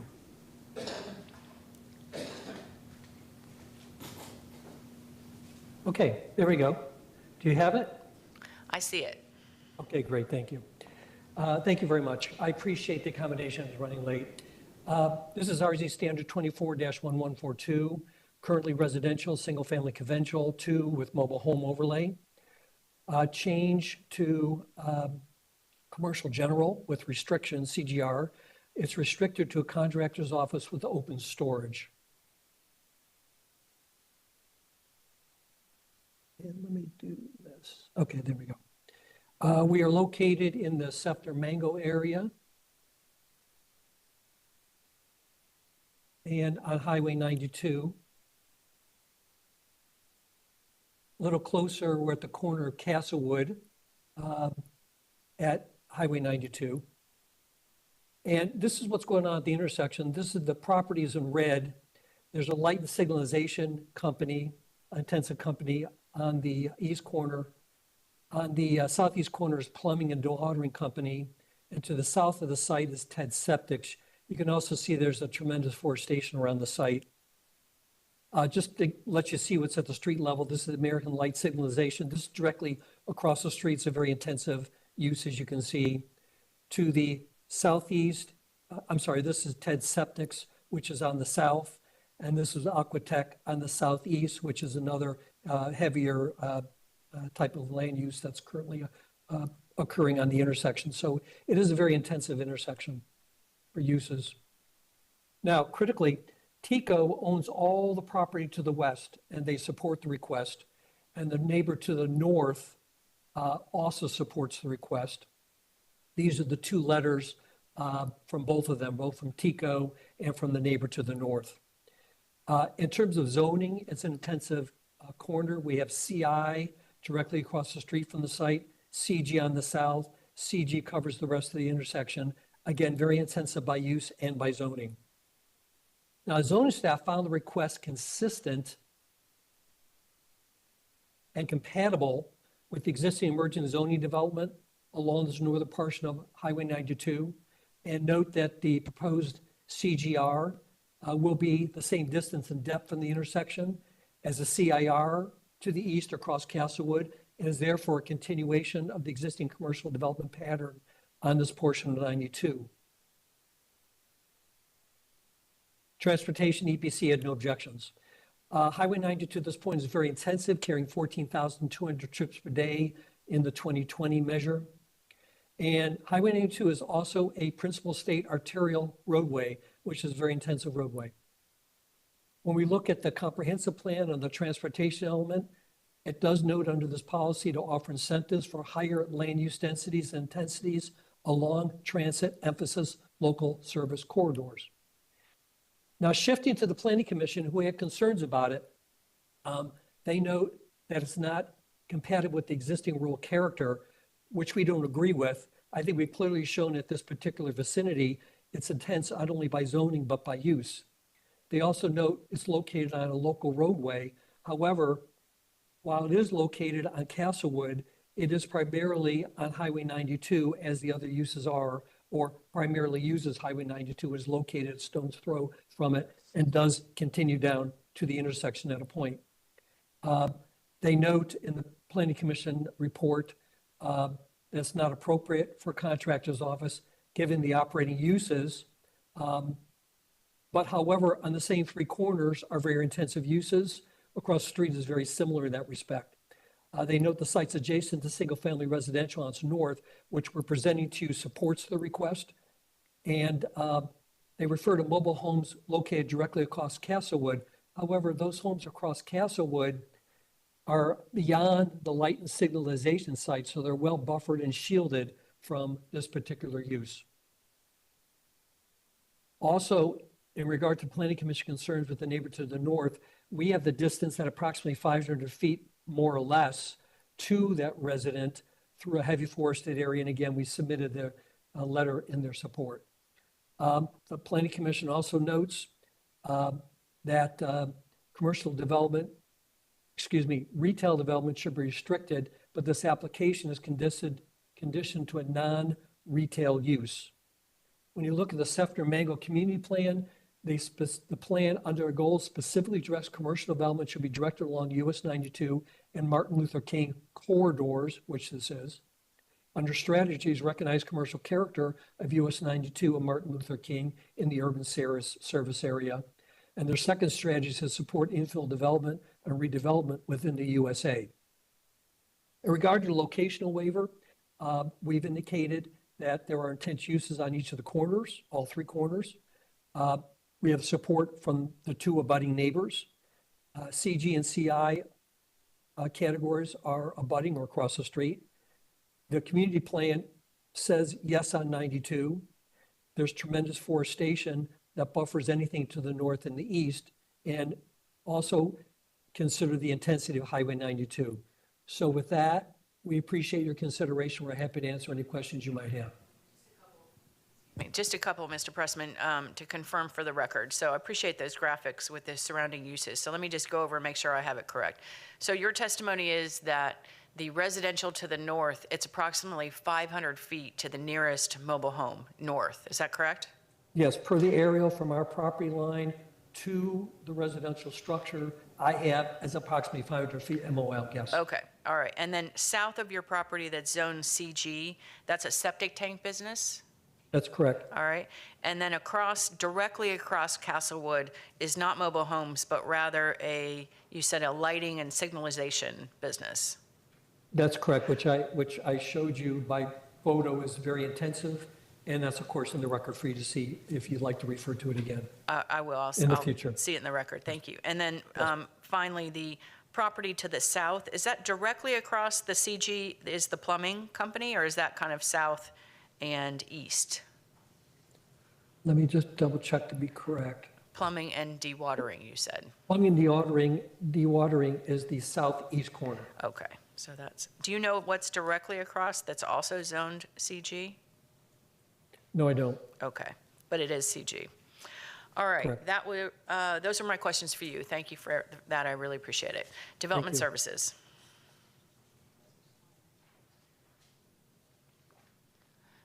Good evening. Good evening, Isis Brown, Development Services, standard rezone application 24-1142. The request is for a site approximately 1.56 acres in the Seffner area, in the Seffner-Mango area, requesting RSC2 with a mobile home overlay to commercial general with restrictions, CGR. The site is located in a rural area and surrounded by a mixture of uses, which include agricultural, single-family, residential, and commercial general properties, also commercial intensive type uses. The adjacent properties are zoned as follows: agricultural single-family to the north, CG to the south, commercial intensive to the east, and agricultural rural to the west. The staff finds that the request is consistent and compatible with the existing and emerging zoning development pattern along the northern portion of the US Highway 92. The site does front north side of US 92 highway. Based on the above consideration, staff finds that the request is approvable with the following applicant's proposed restriction. Site shall be developed as a contractor's office with enclosed storage. I am available for any questions. None at this time. Thank you so much. Planning Commission. Jillian Massey, Planning Commission staff. The subject site's located in the Residential 1 future land use designation. It's in the rural area and within the limits of the Seffner Mango Community Plan.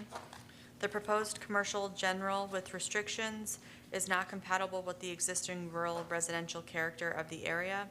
The site is located along Castlewood Road, which is a local roadway and not an appropriate location for a contractor's office given the potential operating characteristics of such a use, including characteristics such as heavy equipment, including trucks, operating hours, lighting, and noise. The site is directly adjacent to single-family residential development on its northern boundary, with mobile homes located across Castlewood Road to the east. Therefore, the request is inconsistent with future land use element policy 1.4, as the proposed zoning district would not maintain the character of the existing development in the area. Furthermore, the subject site does not meet commercial locational criteria. It is located approximately 2,500 linear feet from the nearest qualifying intersection of McIntosh Road and US Highway 92. Future Land Use Element Policy 22.5 emphasizes the importance of a transition in intensity of uses away from major intersections. Because the site is located at the intersection of a local roadway and a state principal arterial, the request for commercial general with restrictions is inconsistent with this policy direction. Future Land Use Element Policy 22.7 indicates that commercial locational criteria are not the only factors to take into consideration for non-residential development. Considerations such as those involving land use compatibility carry more weight than the commercial locational criteria.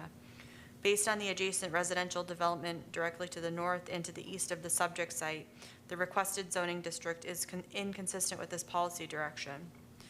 The applicant has submitted a waiver request per Future Land Use Element Policy 22.8. While the waiver points out that there is commercial zoning nearby in the area, only one of these parcels is zoned for commercial development.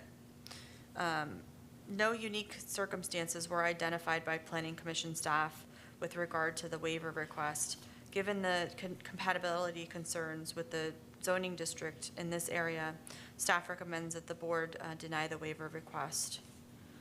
The proposal does not meet the intent of the neighborhood protection policies outlined in the future land use element.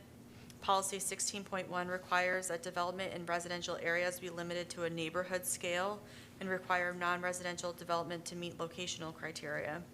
The site does not meet locational criteria, and in addition, the site could be developed with approximately 16,000 square feet based on intensity limits in the residential 1 land use category, which is out of scale with the existing residential development pattern to the north and east.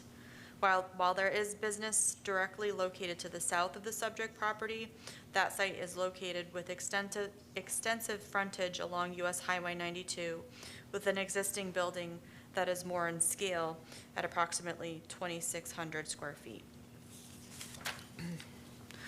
Future Land Use Element Policy 16.2 calls for gradual transitions of intensities between different land uses through site design, buffering, and screening techniques, and by controlling incompatible land uses. The intensive uses permitted by the restricted commercial general would not allow for a transition of use between those surrounding residential areas and the subject property. Lastly, under Objective 16, Policy 16.5 requires that higher intensity non-residential land uses that are adjacent to established neighborhoods shall be restricted to collectors and arterials. While a small portion of the property is along US Highway 92, the site must gain access by Castlewood Road, which is a local roadway, and therefore inconsistent with this policy direction. Finally, the subject site does not meet the intent of the Seffner Mango Community Plan. While Goal 3 directs commercial development to US Highway 92 and MLK corridors, it restricts retail along US Highway 92 outside the urban service area and to existing commercial zoning districts. As the request is to rezone the subject property from RSC2 to CGR and would be adding a commercial zoning district, the request is inconsistent with the intent of this policy language. Based on these considerations, Planning Commission staff finds the proposed rezoning inconsistent with the comprehensive plan. I have a couple questions. So the staff report, Mr. Pressman pointed this out in his PowerPoint presentation. The staff report from the Planning Commission states that those compatibility issues can be very important and in fact outweigh the waiver, the locational criteria not being adhered to. So looking at the aerial, which I printed out also, he verified, the Planning Commission staff report says there's single-family residential to the north, yet the aerial shows nothing but trees. Mr. Pressman said 500 feet to that closest mobile home. The staff report says that there are mobile homes directly across Castlewood. I can see from the aerial that the mobile homes are not there. They are further east, and that in fact, there's a CI property that's developed, he said, with a lighting and signalization property. And then finally, it talks about, you just mentioned it in your final portion of your presentation about retail and how that would not be appropriate, yet this is conditioned to only be permitted as a contractor's office with enclosed storage. So if you could just clarify those things that don't seem to mix with what I see in the aerial and what they've proposed as the restriction.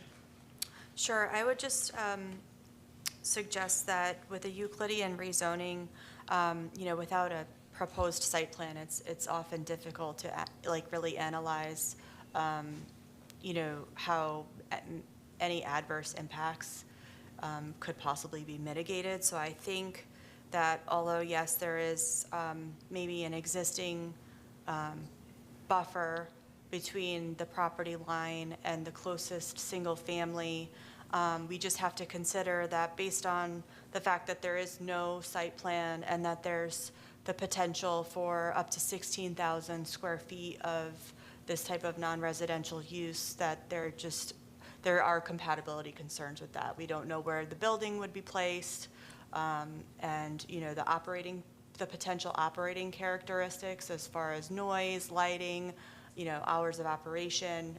It just poses a concern, and especially because it does not meet commercial locational criteria. As staff, the policy says that we're supposed to find a unique circumstance, and just the staff was not able to identify any unique circumstances as far as because there is residential property immediately to the north without having seen an actual site plan. And to your point about the mobile homes to the east, I think that, yeah, I think it may have been misstated that it's directly to the east, but I think that when we're looking at existing uses in the area, we're looking at the general vicinity, so that when we look at existing uses, it shows that there is, mobile homes to the east, so that may have been misstated in the staff report. Okay. All right, thank you for that. I Sure. appreciate that clarification. All right, then with that, we'll call for anyone that would like to speak in support. Anyone in favor? Seeing no one, anyone in opposition? All right, while you're coming up, is there anyone else that would like to speak in opposition? Okay, if you could give us your name and address, please. My name is Grace McComas. I live at 805 Old Darby Street, and Mr. Pressman knows I don't live in the immediate area. I'm here as one of the framers of the Sefner-Mango Community Plan to support and protect our plan. There's a couple of things I'd like to say before I even say what I had written.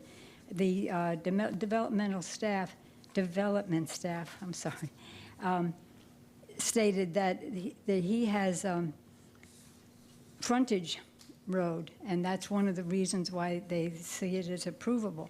However, he does not have frontage road. He would have to access 92 from Castlewood, from the entrance of his own property. You can see in that picture that they had on, there's a little point that comes down from the property. His property is the first residential property north of the commercial property that's on 92 and has frontage road. He doesn't at this time, and probably won't have more than gate space on 92 when the road is widened by the ROW taking of the north side of 92 for the expansion of the roadway. So he really is still going to have to use Castlewood. So, and it's not that he has commercial, the right to commercial property. He's not in the commercial strip on 92. I don't know how to say this, but I hope you understand what I'm saying. I do. And then the other properties that he mentions that have all this front, they do have frontage road. All the new developments that have come up on Highway 92 all have, though he showed them in the pictures, that they have frontage property all the way along 92. That's why they're there. And they're anything but intensive. I go by there all the time. I've rarely seen a car there. Anyway, that doesn't really matter. But at that point, I think needs to be mentioned that he is not the commercial, in the commercial area, that he is kind of like insinuating that he's right there on Highway 92. Sorry about that. Anyway, this application is not consistent with the comprehensive plan, not compatible with the surrounding area, not permitted in the rural area, and not the intent of the Sefna-Mango Community Plan. It does not have frontage on Highway 92 and would exit onto Castlewood, not an arterial road. It also sets a dangerous precedent in this rural area. Once we get one residential property turned into commercial, it just continues and continues, and they don't have a commercial right. The existing commercial to the south that Mr. Preston referenced to, the motel and the Self's mobile home park, have existed since 1969. Both were there long before the county zoning and codes, and were established for the area and are grandfathered in. The newer commercial is on commercial property with frontage on Highway 92, not on property zoned residential. Our goal, too, states within the rural service area, residential development shall reflect its rural future land use designation.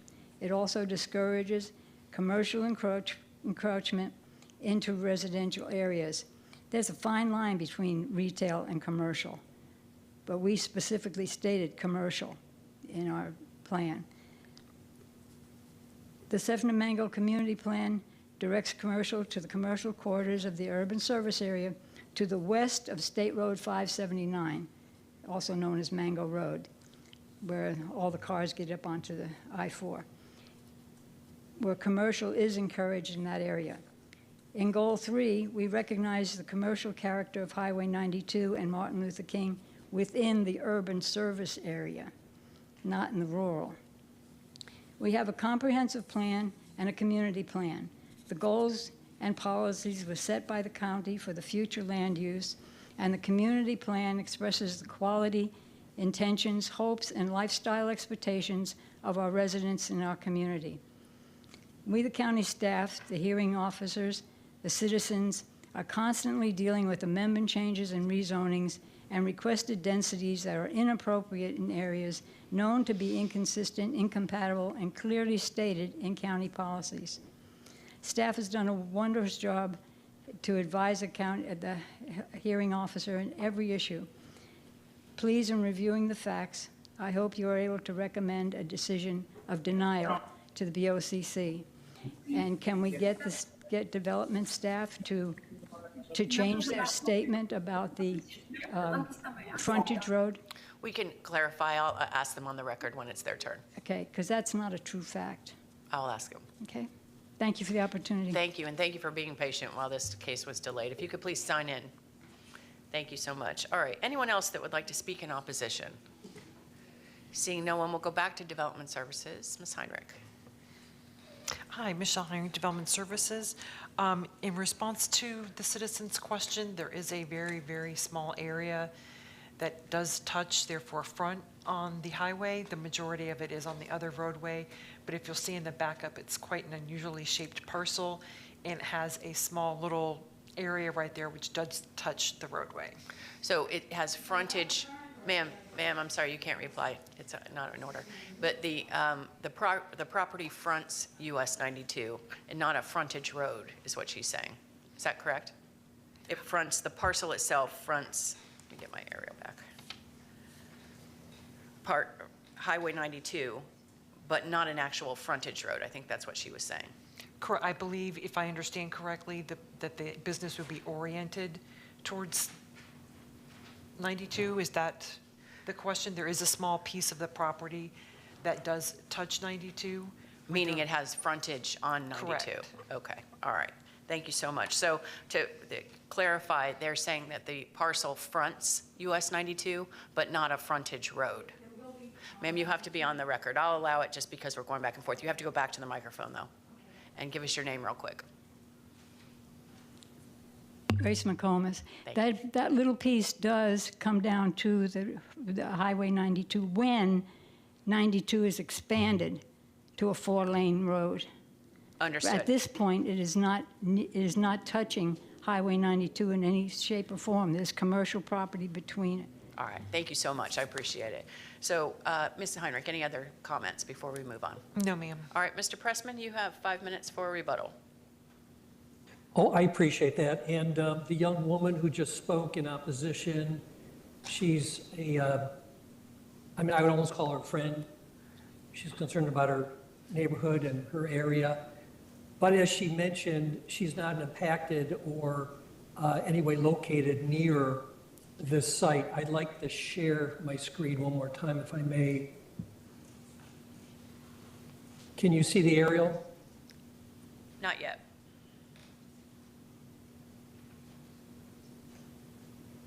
There, now you should be able to. Now I see it. So to clarify, there is a piece that comes up to 92, and I think everyone in the county is well aware the 92 is well along expansion by FDOT as a really necessary second road. And that expansion will be occurring. And I did get a quick text here from the applicant that they will be taking approximately 37 feet. So that will bring the site even more relevant. Well, it does touch 92. It will be enough for an access point, but just to clarify that point that has been raised. It's also important to note that Castlewood is a dead end as it works its way up. So Castlewood is not really a road that would be used every day, would be 92. And when you look at the Sefner-Mango plan, can you see the PowerPoint, hearing officer? Not yet. I'm sorry to be going back and forth on here, but I'll just state that when you look at the Sefner-Mango community plan, when you look at its goal, it refers to the US 19 corridor, not just 92, it's that corridor that is specifically stated in the strategy and in the goal. I'll also make note that we had noticed 14 individuals and 2 HOAs, so no impacted or any resident in the immediate vicinity that was noticed came forward in opposition. And it was very clear that you understand the issues, hearing officer, in regard to your questions. That's all I have. Thank you. All right, thank you. And with that, we'll close rezoning 24-1142 and go back to where we were in the agenda. Our next item is item D3, PD 24-0701. The applicant is requesting to rezone property to PD from RMC 6. Chris Graylenard with Development Services will present staff findings after the applicant's presentation. Good evening. Good evening. Bryce Pinson with Half Associates, 1000 North Ashley Drive, Tampa, Florida, 33602. Here representing the applicant. The site is located east of Teresa Street and south of West Hannah Avenue. It's approximately 1.89 acres within the Town and Country Community Plan and the urban service area. It is surrounded mainly by single-family residential and multifamily residential. The future land use is residential 4. The current zoning is RMC 6. The request is to rezone to planned development to permit 7 dwelling units, which is just under that 4 units per acre. The single-family units would be a minimum of 50-foot wide lots, and a full access is proposed off West Hannah Avenue on the north with a pedestrian access to Robin Hood Drive on the south as requested by staff. Planning Commission staff found the request consistent with the future land use element and the livable community element of the Waimama Community Plan. Development Services staff found the request approvable, and there's been no objections from reviewing agencies. And that's it. I'm here if you have any further questions. No questions at this time, and thank you. Development Services. Good evening. Chris Groundlenard, Development Services. We're to present PD 24-0701. The applicant requests to rezone an approximate 1.89 acre property that contains 2 parcels from RSC 6, residential multifamily conventional, to PD 24-0701 to allow 7 dwelling units on site, either as a single family, duplex, or townhome development. The proposal is for 50-foot wide lots for the single family and duplex development and 18-foot wide lots for the townhomes. The property is generally located 160 feet east of the intersection of Teresa Street and West Hannah Avenue. The area consists of single family and multifamily residential. The density they're requesting is for a maximum of 3.7 dwelling units per acre. The subject property is designated R Residential 4 on the future land use map. The Planning Commission found the proposed use consistent with the comprehensive plan. The surrounding uses are similar to the request residential. Single-family residential surrounds the property from the north, south, and west, while a large multifamily development is to the east. Additionally, a public park is within walking distance to the west of the proposed development. Therefore, the rezoning of the subject parcel from RMC6 to PD with a single-family duplex or townhome entitlement would be consistent with the existing zoning pattern of the area. Glad to answer any questions you might have. No questions at this time, except I have a revised staff report, and I wondered what the change was. Oh, it was a minor, there was a mistake on the dwelling units on it. On the first page? Yes. Oh, I see it. Okay. That was it. Perfect. Thank you so much. I appreciate it. Sure, thank you. We'll go to the Planning Commission. Jillian Massey with Planning Commission staff. The subject site's located in the Residential 4 future land use designation.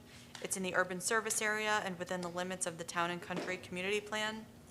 The overall area is a mix of uses with mainly residential and residential support uses in close proximity.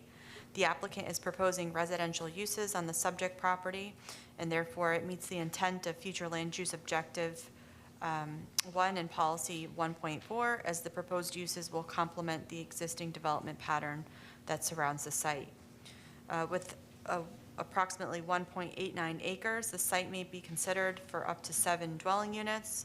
And as this is the proposal of 7 dwelling units, this is consistent with what we would expect in the residential for future land use category. The proposal also meets the intent of future land use element objective 16 and its accompanying policies that require new development to be compatible to the surrounding neighborhood. As mentioned, the surrounding land use pattern is a mix of uses, but predominantly comprised of residential.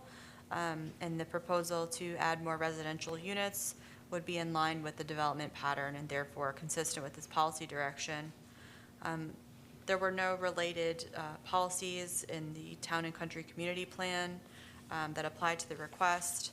And based on those considerations, Planning Commission staff finds that the proposed plan development is consistent with the unincorporated Hillsborough County Comprehensive Plan, subject to the conditions proposed by Development Services. Thank you so much. I appreciate it. Is there anyone in the room or online that would like to speak in support? Anyone in favor?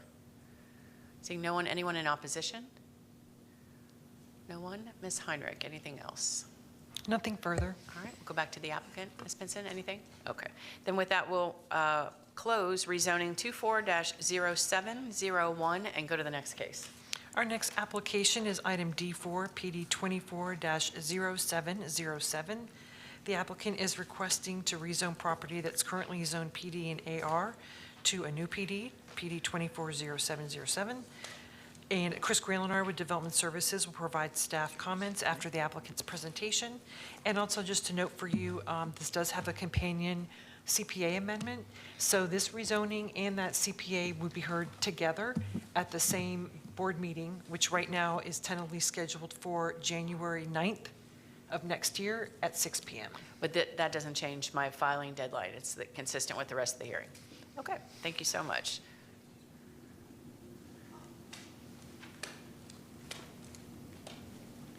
Use the arrows. Go forward. Good evening. Good evening, Madam Hearing Officer. For the record, Michael Brooks, 400 North Tampa Street, Suite 1910, Tampa 33602. I'm here on behalf of the applicant for 240707. And all right, let me get my bearings. The owner is GLH Enterprises. They're not here this evening, but I do have, also not here tonight is Rebecca Kurt, my land use partner. But I do have in the audience Michael Yates with Palm Traffic, Todd Amidon from Landmark Engineering, and Abby Naylor is also our environmental scientist. She's not here tonight. Real quick, the property has currently 2 zoning designations, AR and a planned development, which will go away, and it will be expanded, PD 200394. General location map, so here we are on just to the west of Boyette Road, south of Liveview Pinecrest, about 500 feet north of Channing Park Road. The future land use category is currently residential 2. Historically, until 2007, it was RP2, and it was changed in a 2007 year update. And there is a companion, as Ms. Heinrich said, CPA 2428, that has not yet gone to the Planning Commission, but there is a staff recommendation for consistency for that request. The property is within the urban service area. It actually abuts the urban service area on its eastern boundary. And the Res 4, as we say in the CPA application, would allow residential development at a scale consistent with a suburban development pattern. The regional context here is, this graphic you can see Fishhawk Ranch, just to the west of the TECO power line corridor. And then immediately or between the subject property and that corridor is the Channing Park subdivision. Channing Park is approved for 589 units. It's a PD that was approved in 2013.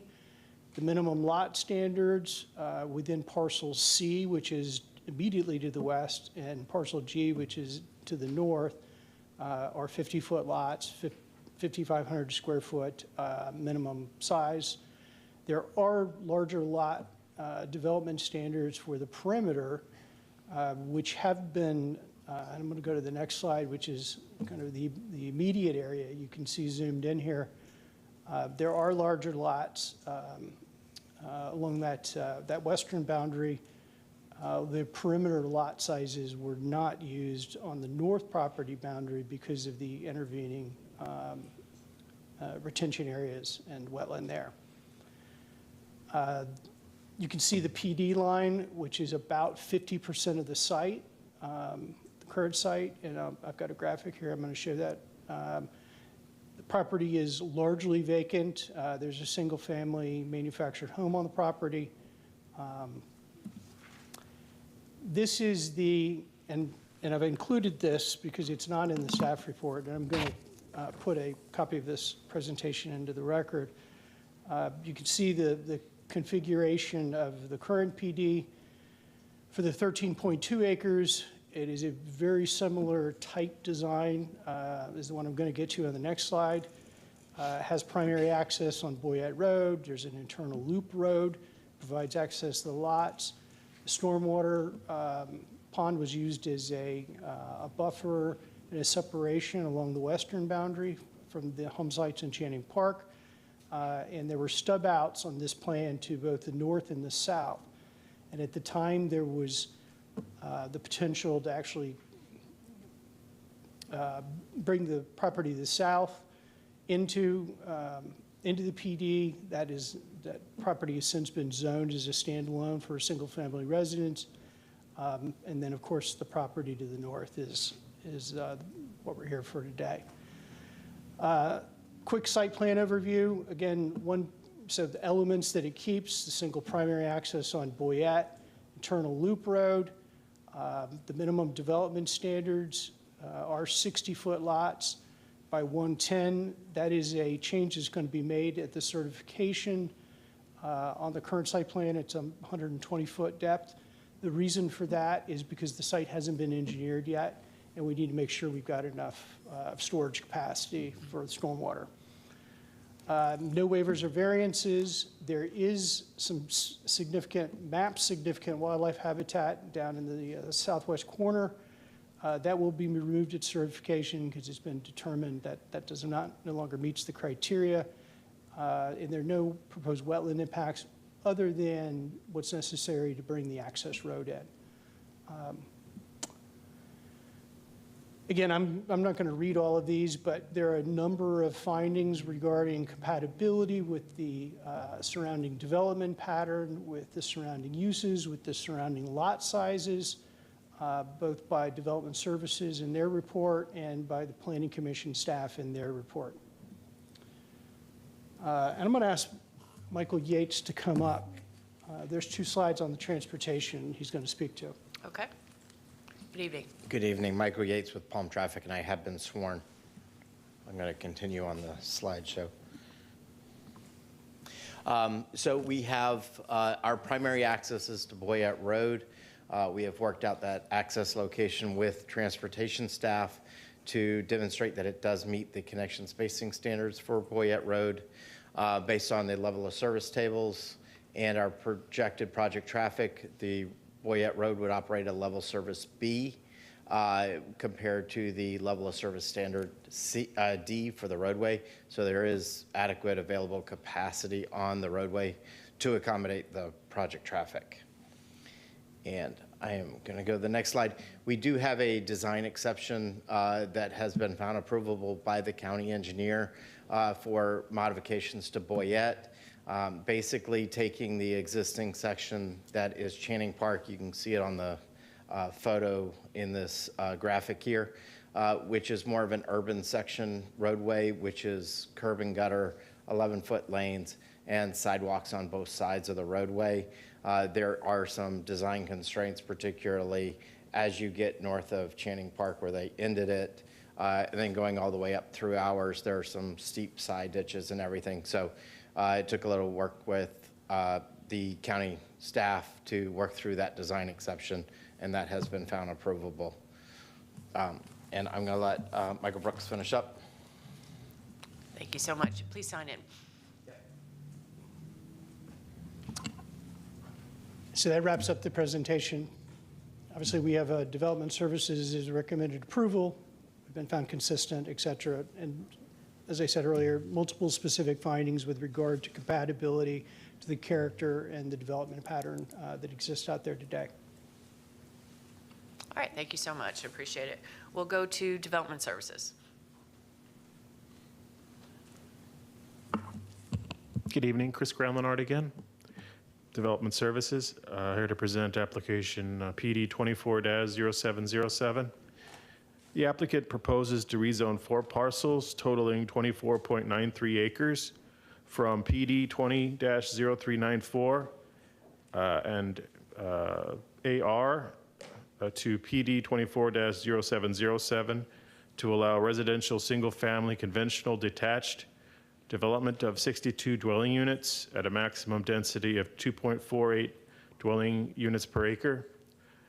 The subject property is generally located 570 feet from the north intersection of Channing Park Road and Boyette Road on the west side of Boyette Road. The property is in the urban service area. The area consists of single-family residential and agricultural. The subject property is located in the South Shore area-wide Systems Community Plan area and is designated Art Residential 2 on the future land use map. A comprehensive plan amendment, CPA 24-28, is pending adoption, changing the subject property's future land use from RS2, Res 2 to Residential 4. The Planning Commission found the proposed use consistent with the comprehensive plan. The surrounding uses are similar to the request, single-family residential. The subject property is surrounded by single-family residential to the south, east, and west. Further to the north, past the retention area, is additional single-family residential. PD 130950 to the north and west has similar lot sizes and setbacks for some detached single-family residential. For example, there's 5,500 square feet and 20 feet required front yard. Additionally, the proposed development is on the Boyette Road, a major county arterial road, which provides suitable access. Therefore, the rezoning of the subject parcel from PD and AR with 62 single-family residential detached dwelling units would be consistent with the existing zoning pattern of the area. That's all I have, unless you have any questions. None at this time. Thank you. Planning Commission. Jillian Massey with Planning Commission staff. The subject site is currently designated as Residential 2. It's in the urban service area and within the limits of the South Shore Area-Wide Systems Plan. The proposal meets the intent of Future Land Use Element Policy 1.4 as the character of the area contains a variety of uses. Currently, there's agricultural uses on the site, and residential uses exist to the northwest and east of the subject site. There is a pending comprehensive plan map amendment to change the designation of the site to Residential 4. This request for a plan development is considered concurrent and dependent on the approval of HC CPA 24-28. Residential 4 future land use category can be considered for a maximum density of 4 dwelling units per gross acre and a maximum intensity of 0.25 floor area ratio. The applicant is proposing 62 residential units, and this would be within the expected density for Residential 4 future land use category. The proposal meets the intent of Objective 16 of the future land use element and its accompanying policies that seek to protect existing neighborhoods and development by ensuring compatibility with the surrounding area through various buffering requirements and mitigation techniques. The creation of single-family residential lots would be consistent with these policies as the use is similar and complementary. Policy 16.8 specifically requires the density and lot sizes of the surrounding area to be compatible with the new development. The existing uses in the area are low-density, single-family, large lot residential dwellings and agricultural uses. Policy 16.10 states that any density increase shall be compatible with the existing proposed or planned surrounding development. And in this case, the scale of the development allowed by the Residential 4 land use category in the urban service area does have a suburban scale character and meets the intent of the policy language. The site's also within the limits of the South Shore Area-Wide Systems Plan. Goal 1 of the cultural and historic objective desires to promote sustainable growth and development that is clustered and well planned to preserve the area's environment, cultural identity, and livability. The proposed plan development allows a residential development of up to 62 units and it will complement the area, therefore meeting the intent of the community plan.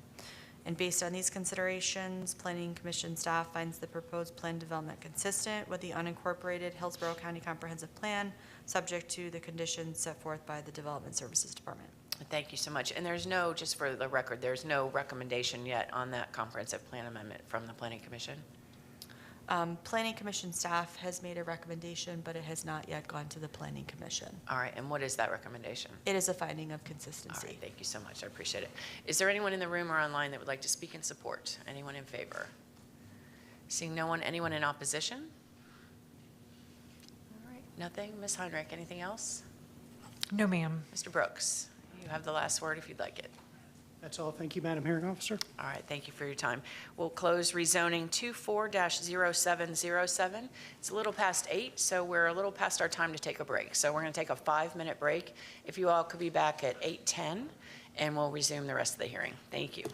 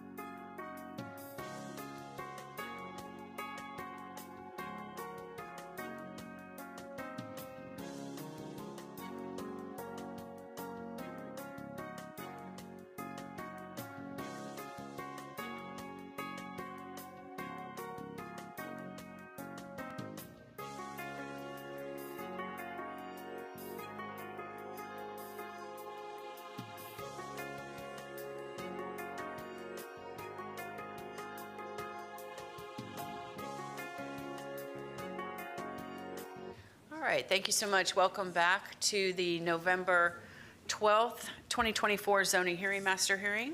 Ms. Heinrich, we are ready to call the next case. Our next case is item D5, PD 24-0780.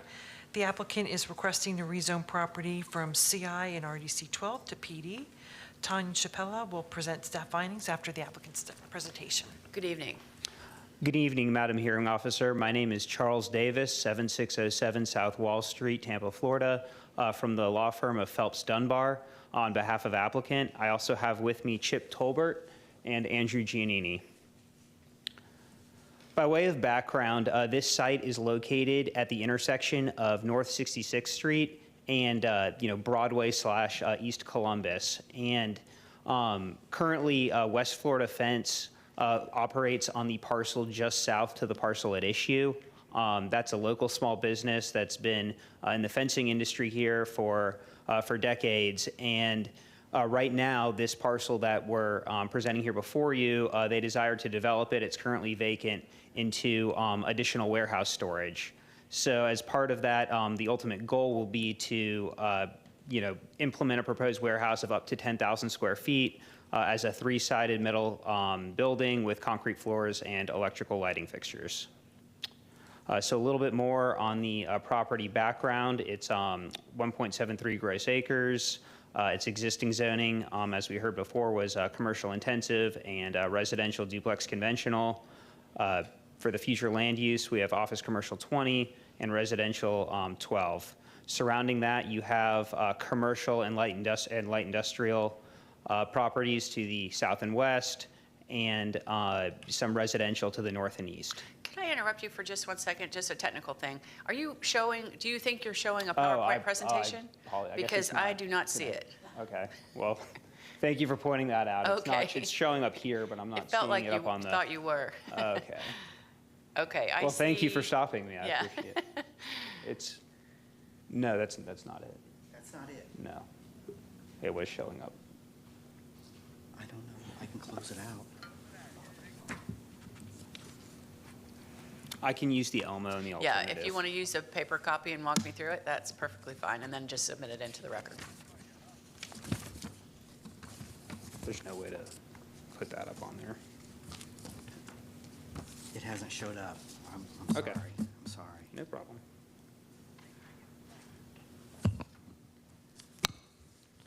All right, so just to give you the location, There we go.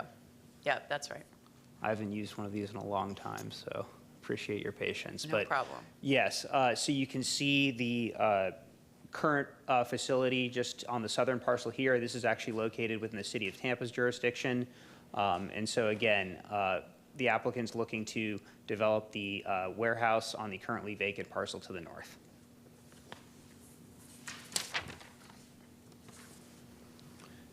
And this just provides a graphic of the surrounding uses and the current zoning. I know that might be a little bit hard to see, but I'm glad to answer any questions in that regard. Again, you have light industrial and commercial uses to the south and west, and then you have residential properties on the north and east.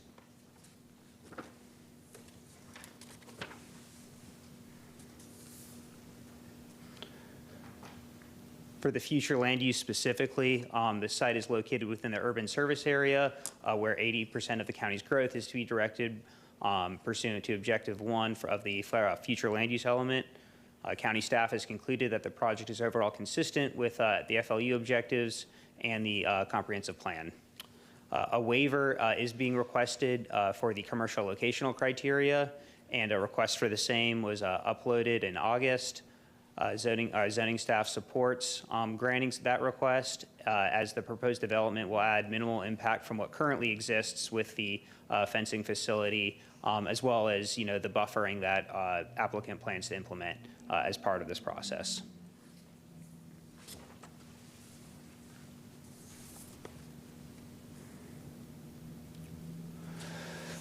So currently, as you can see in the staff report, we have support for this application. It's comparable to what's currently being used on the southern parcel. Transportation is no objection. We did a transportation study. I believe it was under 50 additional trips per day. And we've also not received any objections or otherwise responses to the notices that we sent out. And then lastly, I'll put up some proposed conditions. I don't know how to zoom this in. That's okay. You can, Okay. You'll just submit those into the record and I'll see Okay. them. Well, thank you. So given that what we've proposed does not materially change, what's going on currently around the site, the fact that we have staff support and that we're, complying with all the directives in terms of buffering requirements, we believe that this is a good request and we hope to have your support. I'm also glad to answer any questions. No questions at this time, but thank you so much for your time. If you could please sign in and submit those documents into the record. Thank you. Development Services.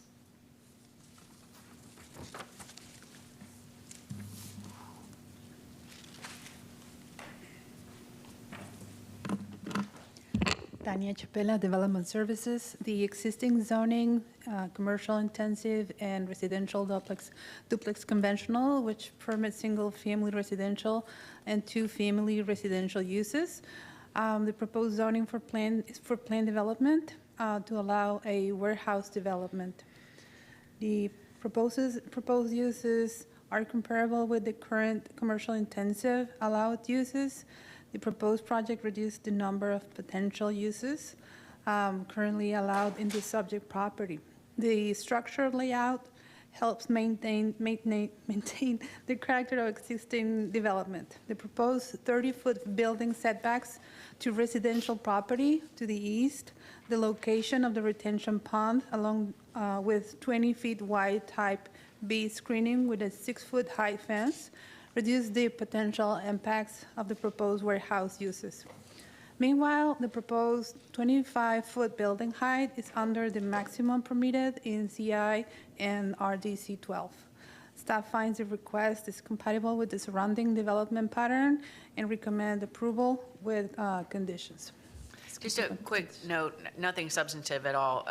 I read the transportation comments that support the request, but on the table in your staff report under section 4, it says that they do object. The yes box is checked. I just wanted to point that out for clarification, but I did read their comments that they have no objection. You are correct. That's a typo. All right, thank you so much. But that was it. Thank you very much. Planning Commission.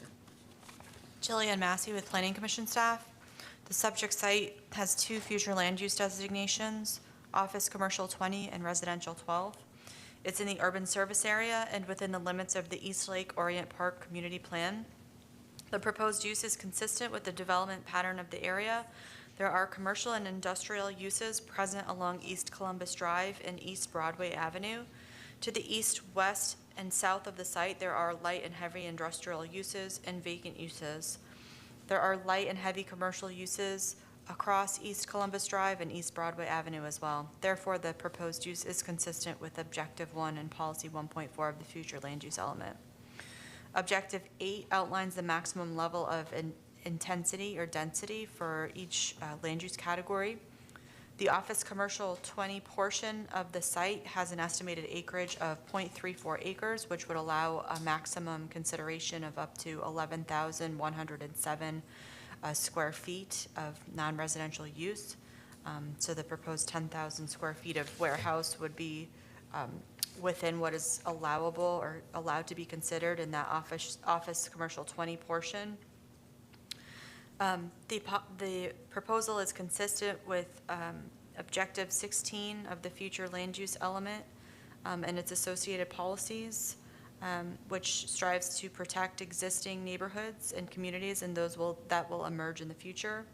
Policy 16.1 requires buffer areas and screening devices between unlike land uses. 16.2 requires gradual transitions of intensities between different land uses. The applicant has addressed how they're going to mitigate for any adverse impacts with the residential zoned land to the north. They're proposing a 10-foot landscape buffer to the west, proposed pond as a means to mitigate for any adverse impacts, and they've also proposed additional buffering on the east side as well, and this has addressed staff's concerns. The site does not meet locational criteria as outlined in policy 22.2, the future land use element. It's not within the vicinity of a qualifying intersection within unincorporated county. However, it is approximately 240 linear feet from the intersection of East Broadway within the city of Tampa boundaries, which is a collector roadway. The applicant has submitted a waiver request for staff's review. It states that the proposed development is a storage building for a fencing business that already exists, and it will add minimal impact to the residentially zoned properties to the east. They state that it'll have no detrimental effects as to what currently exists, and they will provide the type B buffers along the property boundary. Staff concludes that there is the unique circumstance to grant the waiver due to the existing character of the surrounding area, as well as the fact that the commercial building, the warehouse building, is proposed to be located within the office commercial 20 portion of the site. The site also meets the intent of the East Lake Orient Park Community Plan. The plan desires to provide opportunities for business growth while establishing design guidelines and protection of adjacent residential uses. And based on those considerations, Planning Commission staff has found the proposed plan development consistent with the unincorporated Hillsborough County Comprehensive Plan, subject to the subject to the conditions proposed by the Development Services Department. Thank you so much. I appreciate it. Is there anyone in the room that would like to speak in support? Anyone in favor? All right, seeing no one. Anyone in opposition? No one. Ms. Heinrich, anything else? Nothing further. Sir, you have the last word if you'd like it. Nothing further. Thank you. All right, thank you for your time. We'll close rezoning 24-0780 and go to the last case. Our last item is item D7, Major Mod 24-0933. The applicant is requesting a modification to PD 10-1043. Chris Granlenard with Development Services will provide staff findings after the applicant's presentation. Good evening. Good evening. I'm going to go a little old school today and use the Elmo. There seems to be a lot of that going around today. So good evening. I'm Ann Pollock with Trenum Law, 200 Central Avenue in St. Pete. I represent the Sweetwater Organic Community Farm. Beth Alden, who's with the farm, is here today, as well as Cindy Casterlin, who's the farm manager, and Mike Nolan, who's with Environmental Engineering Consultants. So as the name makes clear, Sweetwater is an educational nonprofit organic community farm. The property is just under 4 acres, and it's located in the Town and Country area east of Hanley and adjacent to West Comanche Ave and West Mohawk Ave. It's comprised of 2 parcels that you can see here sit on opposite sides of the Sweetwater Creek from each other, one to the north and one to the south. If we pull out a bit, you can see on the vicinity map that the central location of the farm allows urban area residents unusually easy access to a rural agricultural experience. The property is used for agricultural purposes, associated production activities, and it's a membership organization. So it has a farm stand, a vendor market, special events for the community, and there's also a single-family residence on the property that interns stay at during the farming season. So the uses are all allowed under the existing PD 1043, and we're not changing them or the existing conditions of approval. And the staff report lays out all the conditions. What we are doing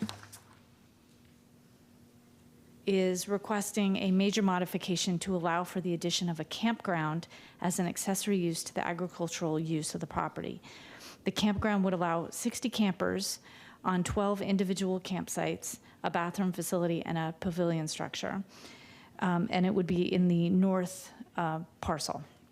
The request is also to relocate and redesign a 1,500 square foot educational building that and a greenhouse that was previously approved on the existing PD, but never constructed to provide educational and informational services to the public.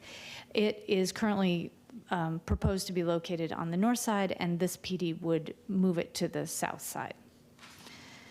So I mentioned that this is a fully functioning farm. Additionally, it provides field trips to thousands of county resident children every year. It has programs for adults on the weekends, and the educational building will allow for them to do more of this. But adding the camping area will expand the access for hands-on learning opportunities. The current educational programs are typically limited to a few hours a day. The camping area will allow for the farm to have educational programs that span overnight, over the weekend, for a week. Youth groups might include the Boy Scouts, the Girl Scouts, the Boys and Girls Clubs, 4-H classes, environmental organizations, schools, churches, and that sort. And they're fortunate to have a couple of schools and a church adjacent to them, so there's plenty of opportunity there. And they could spend time doing the farm programs or create their own programs.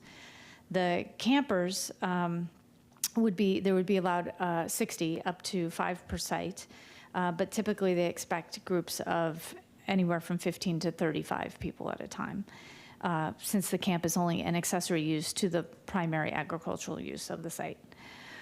Everything is seasonal. It generally operates from October to May. It's such a benefit to the community, in fact, that last year the county awarded the farm a $250,000. It awarded them $250,000 in exchange for a conservation easement over the whole property that would limit the use to a not-for-profit, community-supported urban organic farm and environmental center uses. So the funding allowed the farm to pay off their mortgage, protect the farm in perpetuity, benefiting the community and the farm, and this will allow them to go further. So getting back to the actual details, we're going to provide buffering, screening, parking in accordance with the code and the existing PD. It's been designed to meet all stormwater, water, wastewater requirements, and will continue to meet all parking requirements. No variations are required. We did ask for a design exception and administrative variance, and both were deemed approvable. The administrative variance for Mohawk would provide that no improvements are required to bring Mohawk up from substandard requirements. And the design exception for Comanche would require that they continue the 12-foot lanes, paved lanes from the current end of pavement on the west to just east of the project driveway. So the farm is willing to do that for this. The property is in the Res 6 flu category.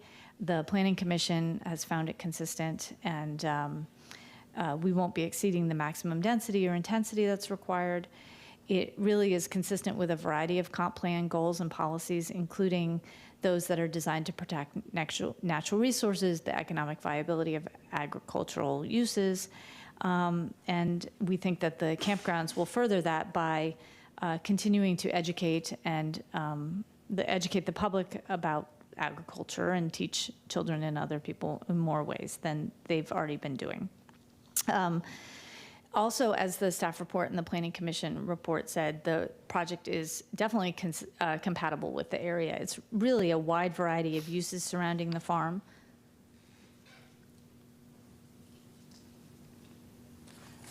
You've got to the north, Webb Middle School and vacant park and drainage land. To the east is single-family residential. To the west is a church and another school. And the farm with the campsites up there really is a compatible use. To the south, the parcels have a future land use of OC20 and CG zoning, so it's a much more commercial area, and that's where we're putting the educational building. The farm really encourages the public to visit, participate, and purchase, and so that's kind of how it really blends in with the commercial uses there.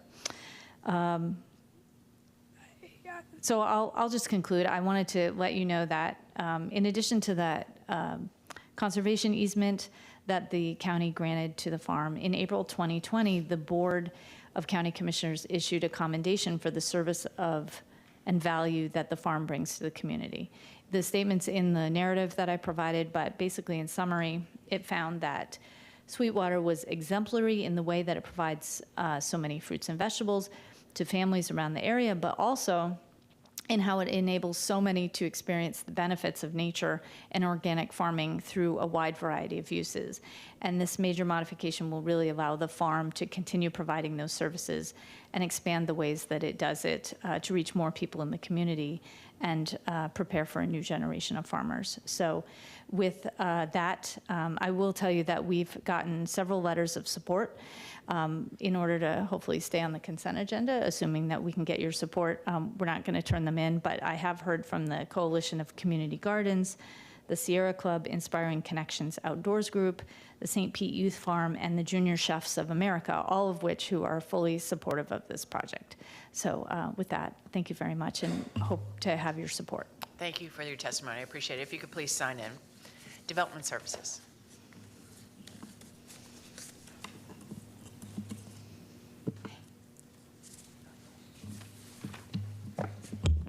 Hello, Chris Crowlenard again, Development Services. I'm here to present application major modification 24-0933. The application is to modify PD 1043, which was approved in 2011 to allow a membership organization, single-family residential, agricultural uses, agricultural stand, educational center, retail, weekend vendor markets, and special events. The applicant requests a modification to allow for the addition of a campground to the northern parcel as an accessory use to the primary agricultural use of the property, allowing up to 60 campers on 12 individual campsites, including ADA accessible campground, bathroom facility, pavilion structure, and the relocation and redesign of a accessory educational facility and a greenhouse, which was previously approved but never constructed, to provide educational services to the public. The site is generally located 650 feet east of the intersection of Hanley Road and West Comanche Avenue, and is located in the urban service area within the limits of the Town and Country Community Plan. The surrounding area is predominantly a mixture of single-family residential, institutional, and commercial uses. The adjacent to the north is an elementary school, zoned RSC 9. To the south, across West Comanche Avenue, is an office building, zoned BPO. To the south, across West Mohawk Avenue, is commercial, zone CG. Adjacent to the south is also single-family residential, zoned RSC 9. Adjacent to the east is single-family residential, zone RSC 9. Adjacent to the west is church, zoned RSC 9. An office, zone BPO, and a charter school, zone CG. The subject property is designated Res 6 on the future land use map. The Planning Commission found the proposed use consistent with the comprehensive plan. The existing restrictions in the current conditions about operating hours and characteristics will not change. The new location of the educational center and the greenhouse to the southern portion of the southern parcel will be compatible with the surrounding area due to the commercial uses directly to the south across Mohawk Avenue. The hours for services and events generally vary from 8:30 a.m. at the earliest and 11 p.m. at the latest. However, the late night events are limited to a maximum of 5 per year. Previously, PD 10-1043 granted a variation to buffer and screening requirements from the 10-foot buffer type A screening standard between a cultural institutional classification of the types of uses on the site and the RSC 9 zoning to the east. However, a 6-foot high solid wood fence is part of the conditions and shall be placed along the eastern property boundary of the southern parcel. The proposed campground on the northern parcel will not have impacts to the surrounding uses due to the natural buffer of Sweetwater Creek to the east and the Loma Slough Creek to the north. Additionally, there are natural buffering trees to the west towards the church. The current PD 10-1043 is already approved for educational and community uses. The addition of camping as an accessory use along with the the support facilities, a greenhouse, and the redesign of the educational facility would be a natural extension of the already approved uses. The property would also provide the surrounding areas, including the neighboring schools, with a valuable educational resource. Additionally, adequate buffering and screening will be provided, and late-night activities will be limited to 5 times a year. Therefore, the modification of PD 1043 to allow for the addition of a campground and accessory use to the property, primary agricultural use of the property, would be consistent with the existing zoning pattern of the area. Glad to answer any questions you might have. No questions at this time. All right, Thank thank you so you. much. Appreciate it. Planning Commission. Jillian Massey with Planning Commission staff. The subject site is located within the Residential 6 Future Land Use Designation. It's in the urban service area and within the limits of the Town and Country Community Plan. The proposed uses are consistent with the development pattern of the area. There's single-family and vacant uses east of the subject site, as well as single-family, heavy commercial, and vacant uses to the south. West of the site, there's public, light commercial, and educational uses, and to the north, there are additional public and educational uses. Therefore, the intended proposed uses are consistent with Objective 1 and Policy 1.4 of the future land use element of the comprehensive plan.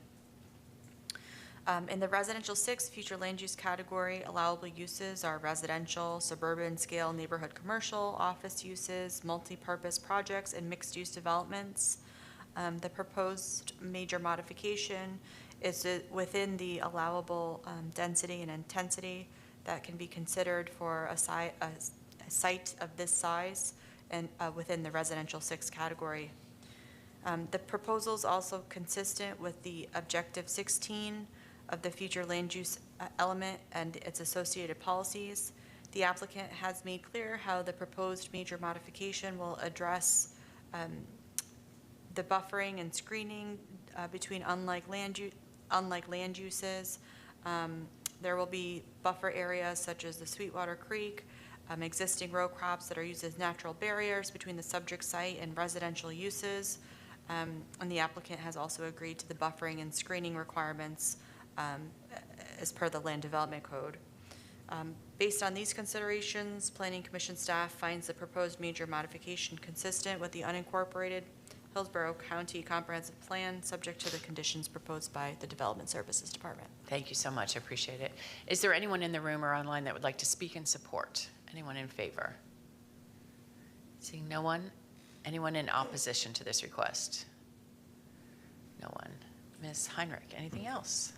The only thing I would add is I didn't see in optics any letters of support, which I think Ms. Pollock noted, but just to remind her that the record closes tonight, so if there's any she would like to be available for her use at the board meeting, to submit those tonight. I'll certainly let her address that, but she did say that in order to hopefully stay on the consent agenda, is that accurate, that if you have letters in support, that you would be removed from the consent agenda?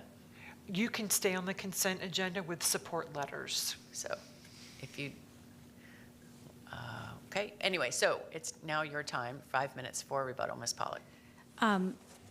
I have nothing else except that it's been really great to get to represent the farm, and we hope that we can get your support as well. All right, thank you so very much. I appreciate it. And with that, we will close the hearing. Again, Ms. Rosa, we will certainly miss you. If you miss us, you know, you can always watch us on YouTube. Stay up the whole time, make sure. And thank you again for all of your hard work. I really, really appreciate it. So with that, we will close the November 12th, 2024 zoning hearing master hearing. Thank you all for your time and testimony.